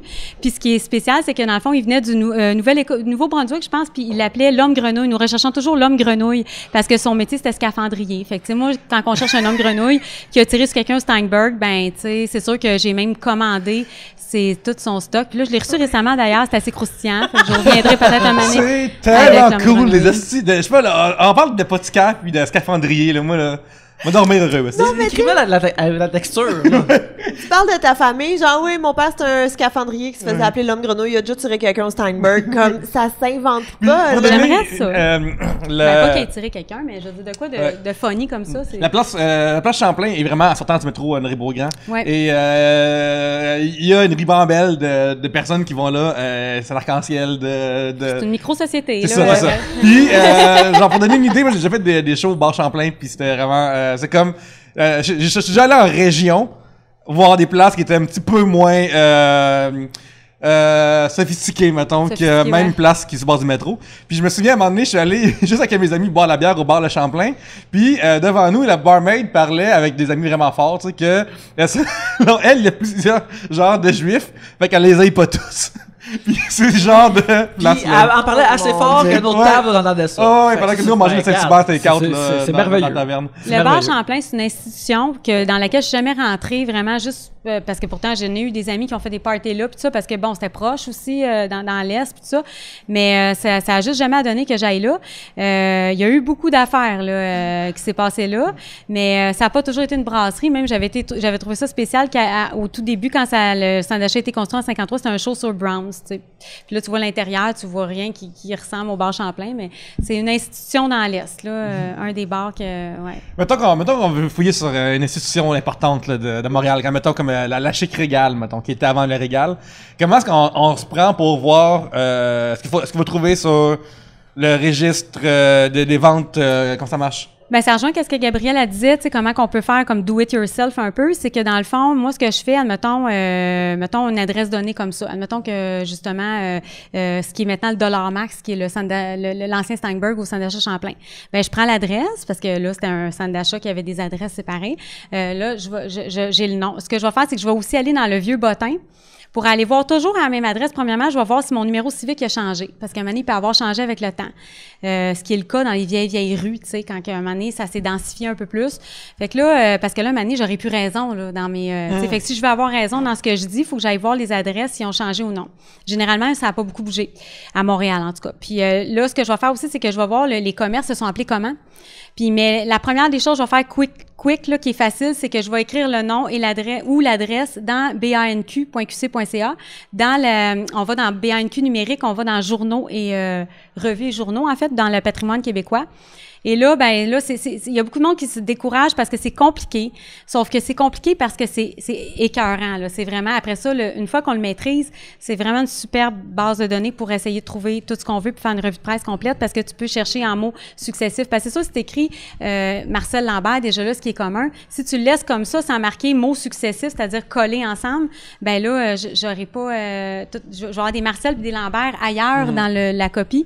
Fait qu'il y a toutes sortes de trucs comme ça. Je peux aussi raffiner par date, par région. Dans Lambert, savoir la fois que Pierre Lambert a été arrêté à International parce que là, il pensait qu'il y avait de la cocaïne sur lui. Mais finalement, c'est Dominique Cartier qui avait mis de la drogue pour les douanes. C'est ça. C'est pas Russie en plus. Ouais. Quel démon. Puis après ça, par exemple, si on va aller plus loin, mais qui moyenne quelques dollars, admettons, on va sur le registre foncier Québec. Pas Montréal, mais vraiment Québec qui est comme l'ensemble de tout. Puis que là, quand il y a vraiment quelque chose, là, je veux savoir qu'est-ce qui s'est passé d'hier à aujourd'hui, avec un peu de chance, surtout en région, il y a plus de patrimoine là-dessus parce qu'à Montréal, souvent, quand que les lots changent, quand il y a trop de mouvance, puis tout ça, qu'il y a des grosses rénovations sur des buildings, ça peut tout resetter à zéro, puis on perd un petit peu, en tout cas, c'est l'impression que j'ai, le patrimoine qu'il y a eu de notaires et tout ça. Puis ça arrive qu'on trouve des petits joyaux, là. Tu sais, comme moi, je connaissais un gars qui achetait un duplex dans le centre-sud, puis qui voulait que j'aille voir ça, puis qu'on a vu que telle fille qui restait là, puis que finalement, c'était 2 filles qui s'étaient fait prendre à voler à l'âge de 15 ans, mais que finalement, ils ont légué ça à leurs enfants, puis se sont repris en main, en tout cas, tu sais. C'est comme, puis là, tu vois, aïe, tu sais, c'est spécial, mais c'est ça, tu peux aller dans ce registre foncier-là qui va tout te donner l'historique d'un immeuble ou de ton appartement, de ta maison. Mais c'est qui vient te voir? Parce que tu disais tantôt que tu travailles bénévolement, tu sais, que tu fais des recherches et tout, mais est-ce que vraiment il y a des gens qui t'approchent en faisant, je dis n'importe quoi, là, mon père s'est fait tirer dessus en 75, on n'a jamais su c'était qui, peux-tu nous aider? Ou telle enquête, mettons l'affaire Lambert, c'est le fils qui t'a approché aussi? Parce que au début, j'écrivais sur un blog qui s'appelait Historiquement Logique. Dans le fond, c'est un archiviste judiciaire, Éric Veillette, qui tient ça. Qui est un auteur aussi de plusieurs ouvrages. C'est lui qui m'a montré un peu aussi comment aller rechercher, parce qu'on a un syndrome d'imposteur, on n'est pas game là, de demander des coroners au début puis des procès, on se demande si on va se faire dire pourquoi tu veux ça, tu sais, puis ça devient stressant. Puis il m'a montré là comment ça fonctionnait. Fait qu'à partir de là, on écrivait des textes, puis j'alimentais aussi, lui il y avait une page, je sais pas si elle existe encore, mais c'était un document PDF sur tous les cas non résolus. C'était pas mal la plus recensée là, c'était de 1700 quasiment là à aujourd'hui. Puis moi, j'alimentais ceux que moi, je trouvais. Donc, les gens nous écrivaient d'abord sur ce blog-là. Après ça, il y a ma page Facebook maintenant. Puis il y a aussi que j'ai été bénévole aussi pour un organisme qui s'appelle Meurtres et disparitions irrésolues du Québec, que c'est le fils d'une victime que j'ai aidé aussi à enquêter sur sa mère, qui lui, dans le fond, son organisme, là, c'est de faire remettre un peu, comme on disait, les cartons de lait tantôt, mais c'est des pancartes sur des semi-remorques, mais qui choisissent des runs qui ont rapport avec soit, tu sais, des suspects potentiels ou, tu sais, où la personne a été vue pour la dernière fois, tu sais, puis c'est imagine ça, le suspect, genre, puis t'as fait l'affaire, tu sais, puis là, devant chez vous, il y a un truck qui se promène comme... Tu sais, tu sens l'étau qui se serre, mais là. moi, ça, c'est quelque chose que je comprends pas. C'est que quand j'y pense, là, je fais de l'anxiété, mais qu'il y a des gens dans la vie qui vivent leur vie en ayant tué quelqu'un. Comme, tu sais, ils vont travailler 9 à 5, ils font leur petite vie, ils ont leur truc, mais la fin de semaine, ils ont tué du monde. Tu sais, il y a ça, là, parce qu'avec tous les cas irrésolus qu'il y a beaucoup de meurtriers qui sont en liberté, là, c'est pas 3 personnes qui ont tout fait. Fait que, moi, c'est fou quand tu y penses, tu prends le métro, puis tu peux prendre le métro avec quelqu'un qui a tué quelqu'un en fin de semaine. Je vous ai déjà parlé de l'ancien concierge de mon école primaire. Oui, en masse. Ouais. Mais, on en parlera. Ouais. Mais je dirais, fait que, mettons, tantôt, Gabriel disait, genre, il y a sûrement du monde qui sont morts chez nous. Comment est-ce que ça marcherait pour, je pense, le même principe pour aller voir qui est mort chez eux? Premièrement, vous avez tous eu un mort chez vous parce qu'il y a eu une époque où l'exposition du corps se faisait à la maison, là. Ça, c'est comme tout le temps. Fait que c'est l'ami invisible de Azou. Ouais. Des fois, quand je cherche aussi, mettons, une adresse, là, quand je fais mes tronçons de rue, mettons, là, ça va être quelqu'un qui est mort dans quelque chose de bien élevé, mais il était pas chez eux, mais il résidait à cette adresse-là. Ben, t'as toujours quelqu'un qui est mort. Ou il est toujours arrivé de quoi. Moi, je dis, il est toujours arrivé de quoi. Même un condo neuf, ben, il faut aller voir qu'est-ce qu'il y avait avant, tu sais. Fait que, mais il suffit c'est ça. Des fois, ça peut être une grande affaire. Quand c'est des grosses affaires, Eve, je le dis pas. Pas nécessairement à vous. Si vous voulez savoir, je vais le dire. Mais quand j'écris mes petits tronçons de rue, moi, il y a eu, aujourd'hui, ça me dérangerait peut-être pas, mais à 20 ans, si on m'avait dit qu'un enfant est décédé ou, tu sais, qu'il est arrivé un meurtre sordide, ou ça m'aurait empêché de dormir. Fait que je vois pas pourquoi j'infligerais ça à des gens, ils ont pas à savoir ça.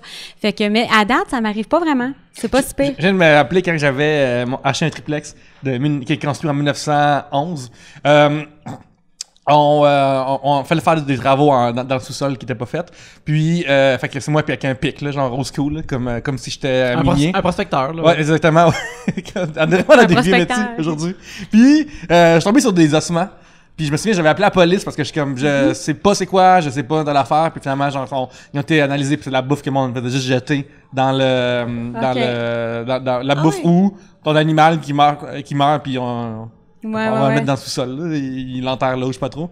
Fait que j'imagine que Ça, la police a jamais fait vous me faites perdre mon temps. Tu sais, des fois, la police a pu Non. faire de ce vibe-là, mais comme juste, OK, ben, puis là, il est venu, il a cherché ses petits gants, puis là, il est venu. Hey, tu racontes ça, mais il y a tellement.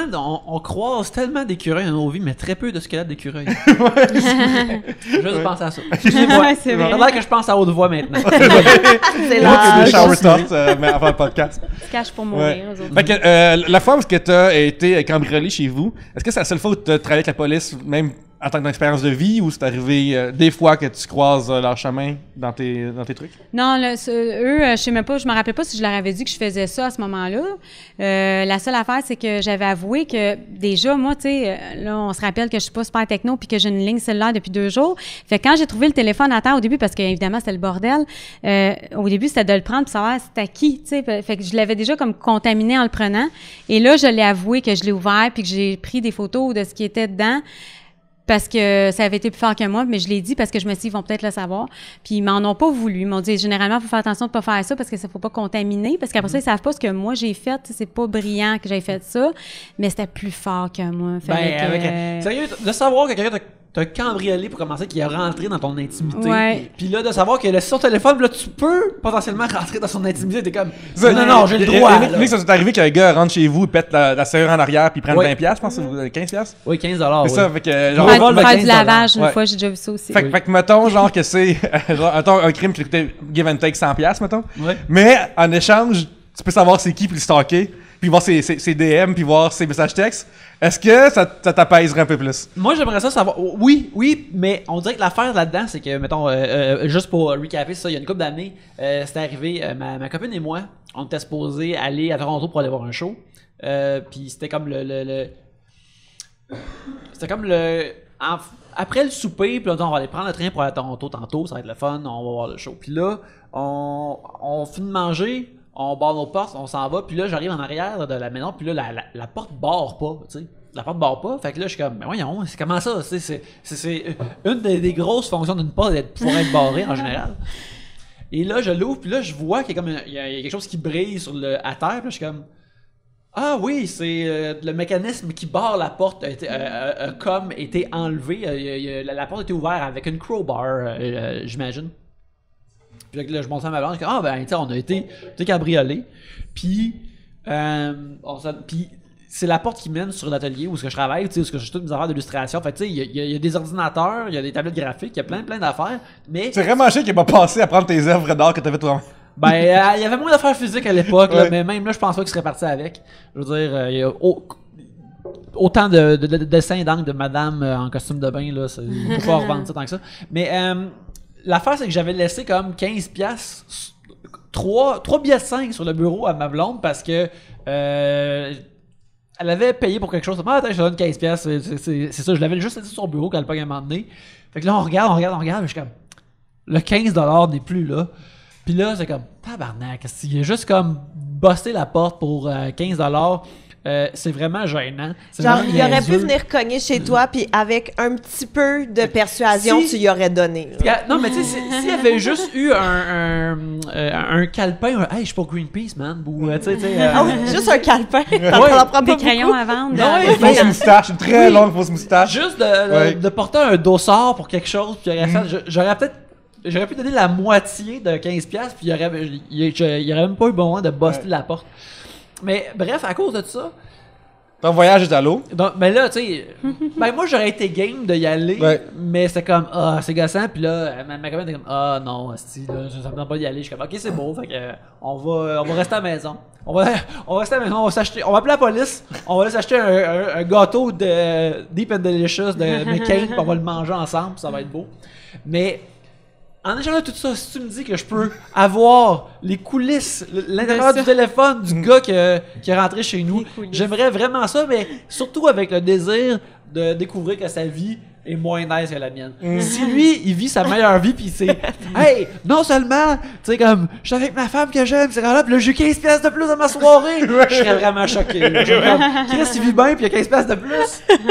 Bon, 15$. mon 15$! Ouais, c'est ça. Je veux lui faire une jambette. Ouais, ouais. Une jambette quand il s'en attend pas. Mais on parlait aussi tantôt, tu as parlé de Pax Plante, puis de la moralité, de la brigade, de l'escouade, de la moralité et tout. Mais il y a eu une époque où il y avait vraiment beaucoup de brigands puis de bandits, c'était quasiment à mode, là. Autant dans la commission Caron, justement, avec Pax Plante, là, c'était aussi beaucoup dans la police, là. Ça, c'est le moment où ça a le moins brillé, je pense, aussi, là. Mais il y avait énormément, de vols à main armée, puis de... Puis est-ce que tu peux, mettons, vite de même, là, nous parler de criminels reconnus au Québec ou, tu sais, qui ont de la notoriété ou ceux qui te fascinent? S'il y a des cas, peut-être pas nécessairement des criminels, mais des cas en particulier qui t'ont vraiment... Mettons un top 3, là, criminels ou cas préférés. Bon, c'est difficile, là. Ben, mettons, dans les criminels, c'est sûr que, il y avait un voleur il y en a un qui est assez mystérieux. Il me semble que c'est Georges Landry, son nom. Georges Lemay, qui est un criminel qui, dans le fond, sa femme, c'était la sœur du célèbre criminaliste Raymond Daou, qui avait le Photopolice aussi dans le temps. Puis elle est disparue mystérieusement en 1952, je pense. Puis ce serait lui qui serait mis en cause, mais il n'y a jamais personne qui avait prouvé. Puis il a fait un des plus grands vols de l'histoire après aussi. Là, ça a été toute une affaire. Il était très haut là, dans l'affaire. Là, bon, il y a Lucien Rivard aussi. Là, c'est quoi le vol que tu parles? C'était un vol, c'était où déjà? Ça s'appelait Banque d'Écosse, mais je me rappelle pas si c'était à Montréal ou parce que là, je vois tellement d'affaires qu'à un moment donné, je peux mélanger les régions. Je sais qu'il y avait des acolytes dans ça qui étaient de Saint-Jérôme. Fait que moi, je me rappelle beaucoup du palais de justice de Saint-Jérôme dans cette histoire-là. Mais le vol, c'était pas fait là. Mais c'était un gros vol. Là. C'était comme 4 millions, je pense. C'était un vol, d'ailleurs, qui n'ont jamais retrouvé l'argent. Le 4 millions, il est hypothétique. Ils savent même pas exactement. Fait que c'est vraiment curieux. À quel point une banque est riche pour savoir, on a perdu peut-être 4 millions ou 4 500. Plus ou moins, là. Des fois, ça peut être arrangé. C'est ça aussi, tu sais. Il y a eu tellement de corruption. C'est super difficile de savoir qui sont les bons puis les mauvais dans ces époques-là. Bon, mais en tout cas, dans les criminels, il y a lui. Il y en a un qui me fascine beaucoup, qu'il y a juste d'ailleurs Daniel Proulx qui en a reparlé. C'est le plus grand fraudeur de l'histoire du Québec, je pense. Il s'appelait Claude Faneuf. Il y a juste une photo de lui dans toutes les archives. Puis il était dans les Most Wanted, parce qu'on avait ça ici, là, les plus recherchés. Puis dont Georges Lemay en même temps que lui, je pense. Puis lui et Claude Faneuf, ils venaient de Repentigny. Excuse-moi. Ça, c'est début 60, fin 50, début 60, tu sais. 62, 63, parce que je pense que c'est quand je cherchais beaucoup dans l'ancienne carrière de Marcel Lambert que j'avais trouvé ça. Puis, tu dis le mot carrière pour parler de... ça a du sens? Parce qu'il a été détective privé avant Marcel Lambert. Fait que je pense que c'est un peu à cause de ça que je dis ça, là, parce que c'est rare que je vois les encenser, là, mais... Ouais. Puis, bref, Claude Faneuf, c'était un gars de Repentigny qui a fraudé pour, encore là, si on faisait la conversion, tu sais, d'inflation, c'était pour des millions. Puis lui, ça serait sauvé sur un yacht de luxe. Il aurait été revu, il y a toutes sortes de rumeurs weird, quasi paranormales, mais il se serait sauvé avec sa femme et ses enfants. Il n'a jamais à ce jour été retrouvé. Je trouve ça fascinant parce que il l'a réussi pas à peu près. Bon, pour les gens à la maison, on prend note, ça se fait le crime parfait. Non, mais tu payes en stress. Moi, j'ai souvent dit avec mon père, tu fais peut-être de l'argent pas mal, de l'argent sale, comme on dit, mais là où tu vas payer souvent, ce monde-là, c'est en stress. Mais c'est que c'est pas pareil aussi. Les gars de distorsion, ils en parlent vraiment souvent. Là, tu sais, eux aussi s'intéressent à des disparitions, mais plus à l'ère numérique et tout. Puis ils disent que souvent, dans des cas où une personne est disparue, souvent, elle est présumée décédée parce que à partir du jour de sa disparition, il n'y a plus aucune trace numérique. Tu sais, et dans la vie en général, pense-y là combien d'interactions tu fais sur ton téléphone, t'envoies des courriels, tu vas sur Facebook, ça fait tu juste vas 2 sur jours des Instagram. interactions sur téléphone, mais le commun est mortel. Avant, ça n'existait pas. Mais, non, mais des appels, des transactions bancaires, tout est maintenant fiché, tout est numérisé. Fait que dans les années 60, disparaître, je me doute que c'est même le prête-nom était facile. Mais c'est ça, puis ne serait-ce que aux frontières là, je veux dire, t'avais même pas besoin de ton passeport pour traverser. Par contre, ben c'est ça, c'est juste le permis. Par contre, il y a une affaire où ce que là, ils savaient pas que 2019 serait 2019 à cette époque-là.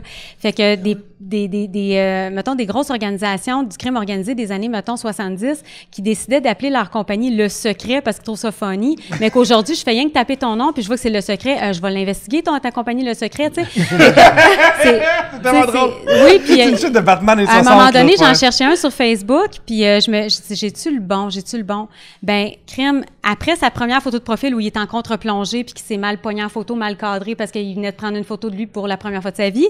Il y avait comme deuxième photo de profil son jugement de la cour, tu sais. Fait que c'est comme des fois, c'est ça, c'est des personnes qui vieillissent mal avec la technologie. C'est super le fun pour les retracer. Son jugement de la cour comme profile pic, là, c'est quelque chose en tabarouette. Oui, c'était son jugement parce qu'il était content, mais dans le fond, ça me permettait de savoir que c'était bel et bien lui, puis c'était quand même quelqu'un que je voulais savoir. C'était... Moi, je suis vrai que prenez ça. Ouais, dans C'est la correct face, la cour, maintenant. ouais. Puis là, t'es comme, oh oui, je sais, il est connecté à une autre affaire. Excellent, super. Mais il y en a un aussi qui est l'affaire, là, je me souviens plus son prénom, de Lyonneige, qui est un cas français. Dupont de Lyonneige. Je le connais pas beaucoup, mais là, j'ai vu ça circuler beaucoup. Mais c'est, encore une fois, moi, j'en avais entendu parler dans L'heure du crime. Et après, les gars de Distorsion l'ont repris. En fait, c'est un père. Il a disparu. Okay? Le père a disparu, mais préalablement, il a tué sa femme et ses 4 enfants et le chien de la famille. Et il a enterré tout le monde dans du béton en dessous du patio, hein, comme on fait tous avant de quitter Dans le en solage, vacances. ben oui. Fait que, il les a tués et tout, puis là, il a disparu. Et à ce jour, ils ne l'ont pas retrouvé encore. Ils sont même pas... Ils se doutent que ça doit être lui, mais ils peuvent pas dire formellement. On a un cas pareil comme ça au Québec. C'est vrai? Puis que personne ne connaît ou presque à part les gens de cette région-là. C'est quoi? C'est un cas d'Actonville qui était recherché en même temps que ces autres-là, qui s'appelait Victor Loranger, qui aurait tué sa femme, pas ses enfants, mais sa femme, et qui a disparu complètement, puis qu'il y a toutes sortes de rumeurs dans cette région-là qui circulent. Il se serait suicidé dans le fond d'une mine, mais chose qui était impossible d'aller chercher parce qu'il aurait fallu vider, assécher le puits qui était avec beaucoup d'eau, tout ça, puis évidemment avec peu de chances de retrouver quand même les ossements. Puis c'est une histoire qu'un jour va peut-être ressurgir parce qu'en plus, elle pourrait être mêlée à toutes sortes d'affaires politiques, puis en tout cas, elle est vraiment très intéressante, cette histoire-là. Puis c'est le même genre d'affaires. Ah, je le dirais pas là. Ah, ok. Je vais attendre parce que je veux pas, tu sais... OK, c'est bon. Mais ouais. surveillez-vous les... C'est dans un de mes cas préférés, ça. Puis d'autres cas, j'aime bien les cas historiques, là, comme un cas qui s'est passé en Gaspésie où que c'est... que moi, je pense que ça peut être mêlé à l'affaire Coffin, que c'est pas tout le monde qui connaît cette histoire-là, mais c'était une grosse histoire judiciaire dans le temps, où c'est quelqu'un qui aurait peut-être été pendu pour... en étant innocent, mais ça reste, là, des oui-dire. Pendu comme condamné à mort. Condamné à mort à Bordeaux. Légalement pendu, puis tout. Oui, c'est ça, mais que ça s'est arrêté machiné. Puis bon, ça, c'est là-dessus, je me prononce pas. Je suis pas vraiment dans ça, mais c'est juste que dans la même région, en Gaspésie, il y a un petit garçon qui a vu son père se faire tuer devant lui en pleine nuit. Puis ce petit garçon-là est encore vivant. Je l'ai su après que j'ai fait que j'ai commencé ma petite série sur ma page. Puis ça m'a vraiment profondément fascinée. Juste la photo de l'enfant, puis avec ce qui s'est passé, comment est-ce que c'est évident. C'est une autre affaire, c'est que c'est une époque où aujourd'hui, un enfant qui va être qui va être témoin de quelque chose, il va être pris à part tout de suite, il va être comme le vecteur de vérité. Puis à cette époque-là, il s'était servi de lui carrément comme accessoire. Puis c'est vraiment... puis ça, j'ai fait venir tout le stock de ça. Puis ça en est une qui m'avait vraiment fascinée parce qu'on voit là à quel point c'était corrompu. Puis c'était... Les années du Plessis, tu sais, on se le fait dire par les grands-parents puis tout ça, puis ouais. Mais quand tu lis ça, tu deviens quasiment paranoïaque. C'était vraiment quelque chose, ces années-là, puis ça en est un de mes préférés aussi, là. Quand tu parles justement de commander, de faire des affaires, là, as-tu genre, c'est comme des grosses enveloppes là, qui arrivent chez vous et puis là, t'es comme, sont sur une pile puis quand t'as le temps de dealer avec les informations dedans. La grosse enveloppe, je la lis tout de suite. Ah, ok, j'y reçois pas chez nous parce que je les commande en ligne numérisée. C'est plus facile, plus rapide, là. Sinon, quand c'est à Montréal, j'y vais sur place puis je les prends toutes en photo, une après l'autre. J'ai le droit. Je le demande tout le temps, mais souvent, quand t'as pas le droit. Je sais pas c'est quoi que t'as pas le droit parce que ça m'est jamais arrivé qu'il m'ait dit que j'avais pas le droit. Ce que j'ai pas le droit, c'est de commencer à divulguer ça au long en large. Mais ça reste c'est ça, la zone est grise, hein, c'est public, mais en même temps, tu sais, des fois je me fais dire la presse, je serais pas supposée mettre les articles, ouais, mais là à un moment donné sont versés aux archives, j'écris ma source toute, ouais, mais c'est droit d'auteur de qui, là, on parle de 54, là, tu sais, à un moment donné ça devient comme chez qui je cogne, là, ça va être une plus grosse enquête que l'enquête elle-même que je suis en train de faire, tu sais. C'est ça devient vraiment, mais c'est les publications peuvent revendiquer ça. Mais j'ai une question reliée à ça. Si justement tu es dans une époque où est-ce que les policiers sont corrompus, puis les juges, puis tout ça, puis tout le monde peut facilement manigancer des affaires pour faire pas bien paraître, changer la trame narrative, comment est-ce que tu fais pour faire confiance aux documents que tu reçois, faire confiance Je fais pas confiance. Je fais pas confiance. Si, elle fait pas non, mais je suis non. fatigué, je pense aujourd'hui, je pense que j'ai dormi. Ça dépend. Ouais. On vient qu'à savoir, mettons, tu sais, par exemple, il y avait des médecins légistes que je le voyais, qu'eux embarquaient pas nécessairement. Tu sais, tu le vois qui embarque pas puis qui se fait ramener à l'ordre dans les objections, tout ça. Fait que tu finis par essayer de te trouver des micro-héros. Mettons, par exemple, maintenant, tu vois que le policier qui témoigne est vague. Puis là, tu vois que le médecin légiste est plus clair, mettons. C'est ça. Dans des témoignages de cours, peut-être. C'est là que tu vois la différence entre ces témoignages-là. Ouais, puis comment sont challengés, comment est-ce qu'ils sont. Puis encore là, ben j'y vais avec ce que je peux parce que j'ai pas toutes les qualifications pour ça. Surtout que c'est différent de cette époque-là aujourd'hui. Mais il y a une époque que je pense qu'il y a une partie, je veux dire, que je pense que n'importe qui peut essayer de voir, tu sais, un enfant qui ment. C'est comme moi, ma mère m'avait déjà demandé à Ron, dis que t'as 11 ans, là. Mais là, il me demande ma date de naissance, 1981, tu sais, fait que, tu sais, comme un enfant, tu peux pas le faire mentir, comme, là, niaiseuse, t'as pas dit que tu sais, comme, il aurait fallu, mais tu sais, mais tu sais, quand t'es un enfant, tu vas pas, tu sais, fait que c'est l'analogie que je fais par rapport à quand je vois un enfant, ce qui répond, comme dans l'affaire Boudreau, ben là, je vois bien, là, que cet enfant-là a été soudoyé, puis c'est ce que la personne qui est rendue à pas loin qui est rendue à 75, 76, 77 ans, dit encore, là, tu sais, fait que c'est grave, là, c'est toute une vie brisée, en plus de t'avoir fait, pareil quasiment comme dans Le Roi Lion, où on dit c'est toi qui as tué ton père, quasiment, là, c'était une histoire aussi sordide que ça, là. Fait que, tu sais, puis c'est en 53, c'est pas, tu sais, comme, moi, je trouve qu'il y a de quoi apprendre. Il y en a qui trouvent que je ressasse des affaires, mais moi, je trouve qu'il y a de quoi apprendre dans cette mouvance-là qu'on a eue aussi, tu sais, fait que, ouais. Puis, tu sais, tantôt on parlait de comme, tu sais, une époque, le D.B. Cooper là, qui réussit à voler de l'argent puis on voit plus jamais. Surtout d'un avion, on l'a plus jamais revu. C'est ça, c'est fucked up, là. Genre, ça s'est déjà arrivé, là, une époque, parce que tu pouvais comme. C'est vrai qu'il y a eu pareil dans la map, des prêtres, non. Les prêtres, non, là, c'était vraiment, là. Les gens peuvent avoir un paquet des alias, qu'ils appelaient ça, des identités différentes. Mais beaucoup aux États-Unis, justement, là, c'était très facile parce que j'imagine que ça doit être comme ça au Canada aussi, mais tout n'est pas relié.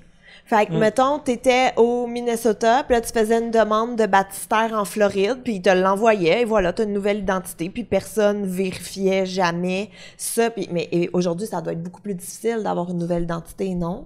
Ah, vraiment? Non, aujourd'hui, c'est... Ah non, ça doit être vraiment, vraiment difficile, là, comparé dans ce temps-là. Un faux passeport. C'était une époque de faux aussi, les années 50-60. Faux chèques, appelle ça des chèques forgés. Faux permis de conduire, faux passeport. Puis aussi, à l'époque, avec la technologie, tu sais, si le douanier voit un faux passeport qui est bien répliqué, il peut pas. Il y a rien qui... tellement comme, tu sais, il me semble qu'il y a 3 histoires de Tintin avec des faux passeports dedans, puis tu sais, quand tu lis justement de la fiction policière de cette époque-là, c'est tout le temps comme un affaire qui te mène à un autre criminel, c'est comme, il faisait des faux chèques, il faisait des faux passeports, des faux billets. Une organisation. C'est une époque de faussaires, là. Oui. Puis souvent, d'ailleurs, là, moi, ce que je m'amuse à faire, c'est de chercher dans la Gazette officielle. Récemment, je montrais, j'ai même fait des petits montages un peu. Des fois, je vois un petit peu dans l'arrogance, là. C'est un juge de la paix des années 60 qui s'est fait stouler dans les années 70 pour avoir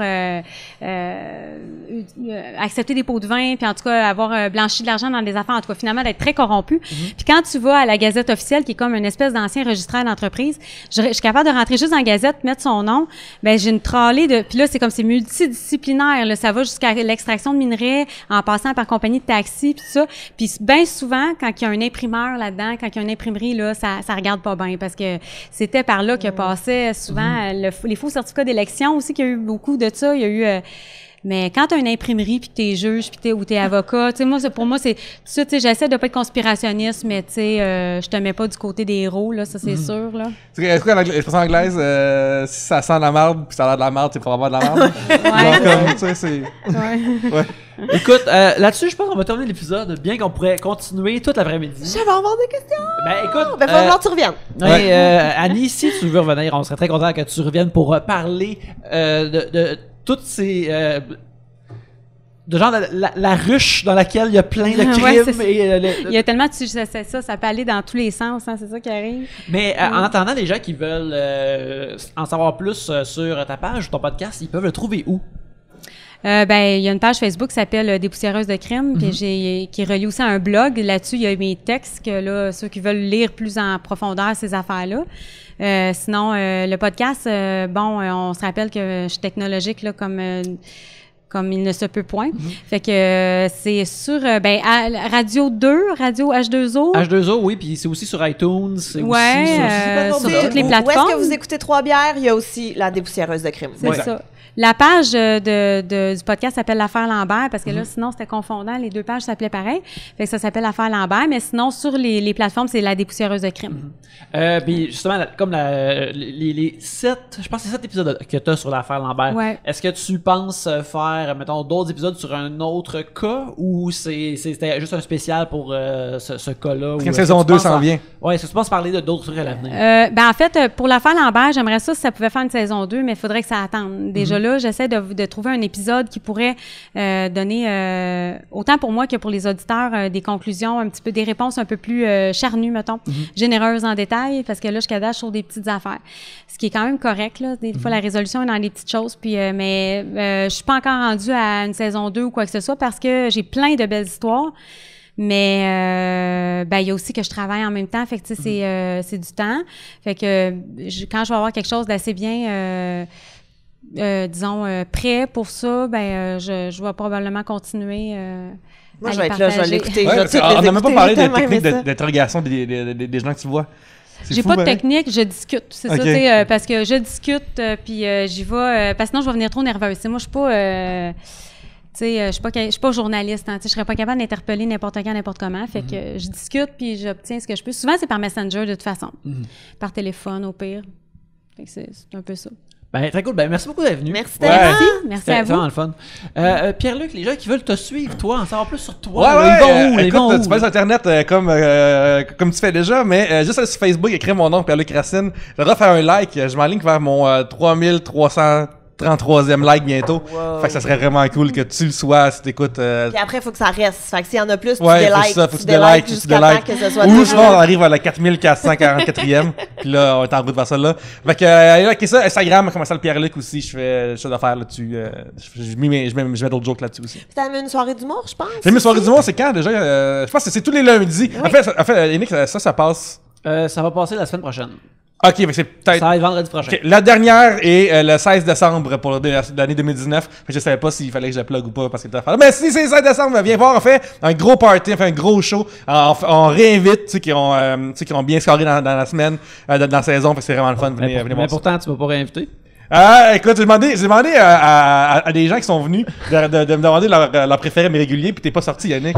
C'est compréhensible, parce qu'ils trouvent que t'es meilleur à 3 bières. Ah là là, c'est très bien sauvé. Gabriel?